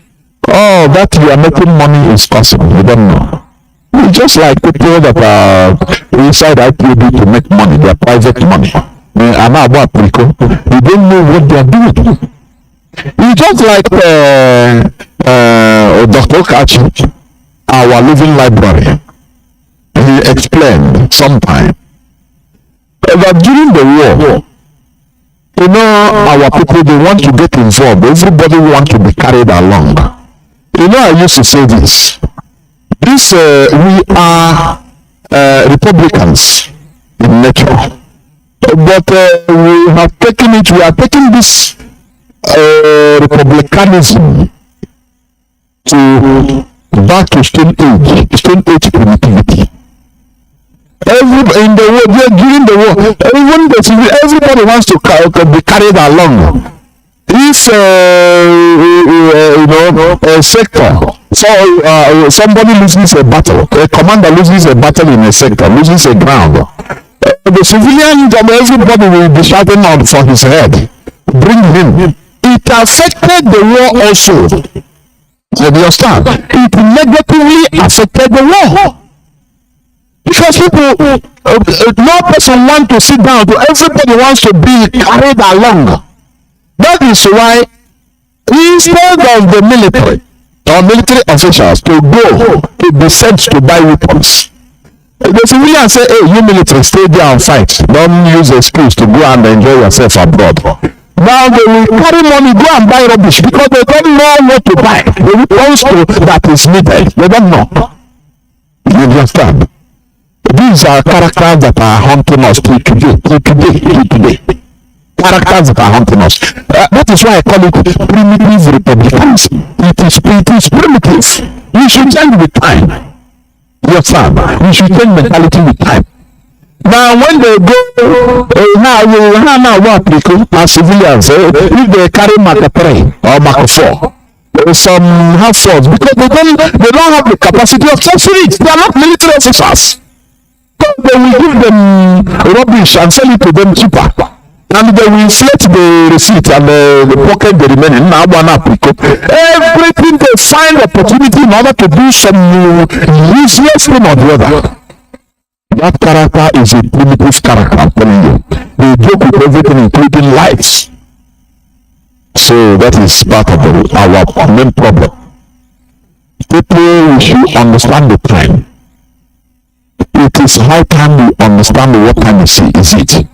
Let me continue on Louis Farrakhan. So I don't have to come back here anymore to help you. The help is already here. The knowledge is already here. The land is here. The sun is here. The water is here. The minerals is here. You have some of the finest minds in the world, but they're in Europe and they're in America making money while Africa suffers. Why don't we create a politically stable environment and call the children of Africa back home to help build Africa? We are your children, and we will come and help.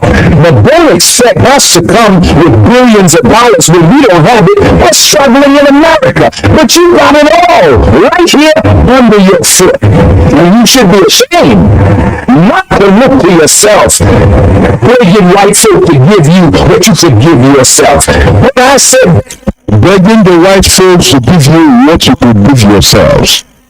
You know why? Because the people, they don't understand the time. There is a news that I could have read, but I didn't. But the news headline: one man, one ex-senator, is a Yoruba man. He said something. Lawmakers and huge allowances. Amosu. His name is Amosu. When you read the body of the, the body of the news,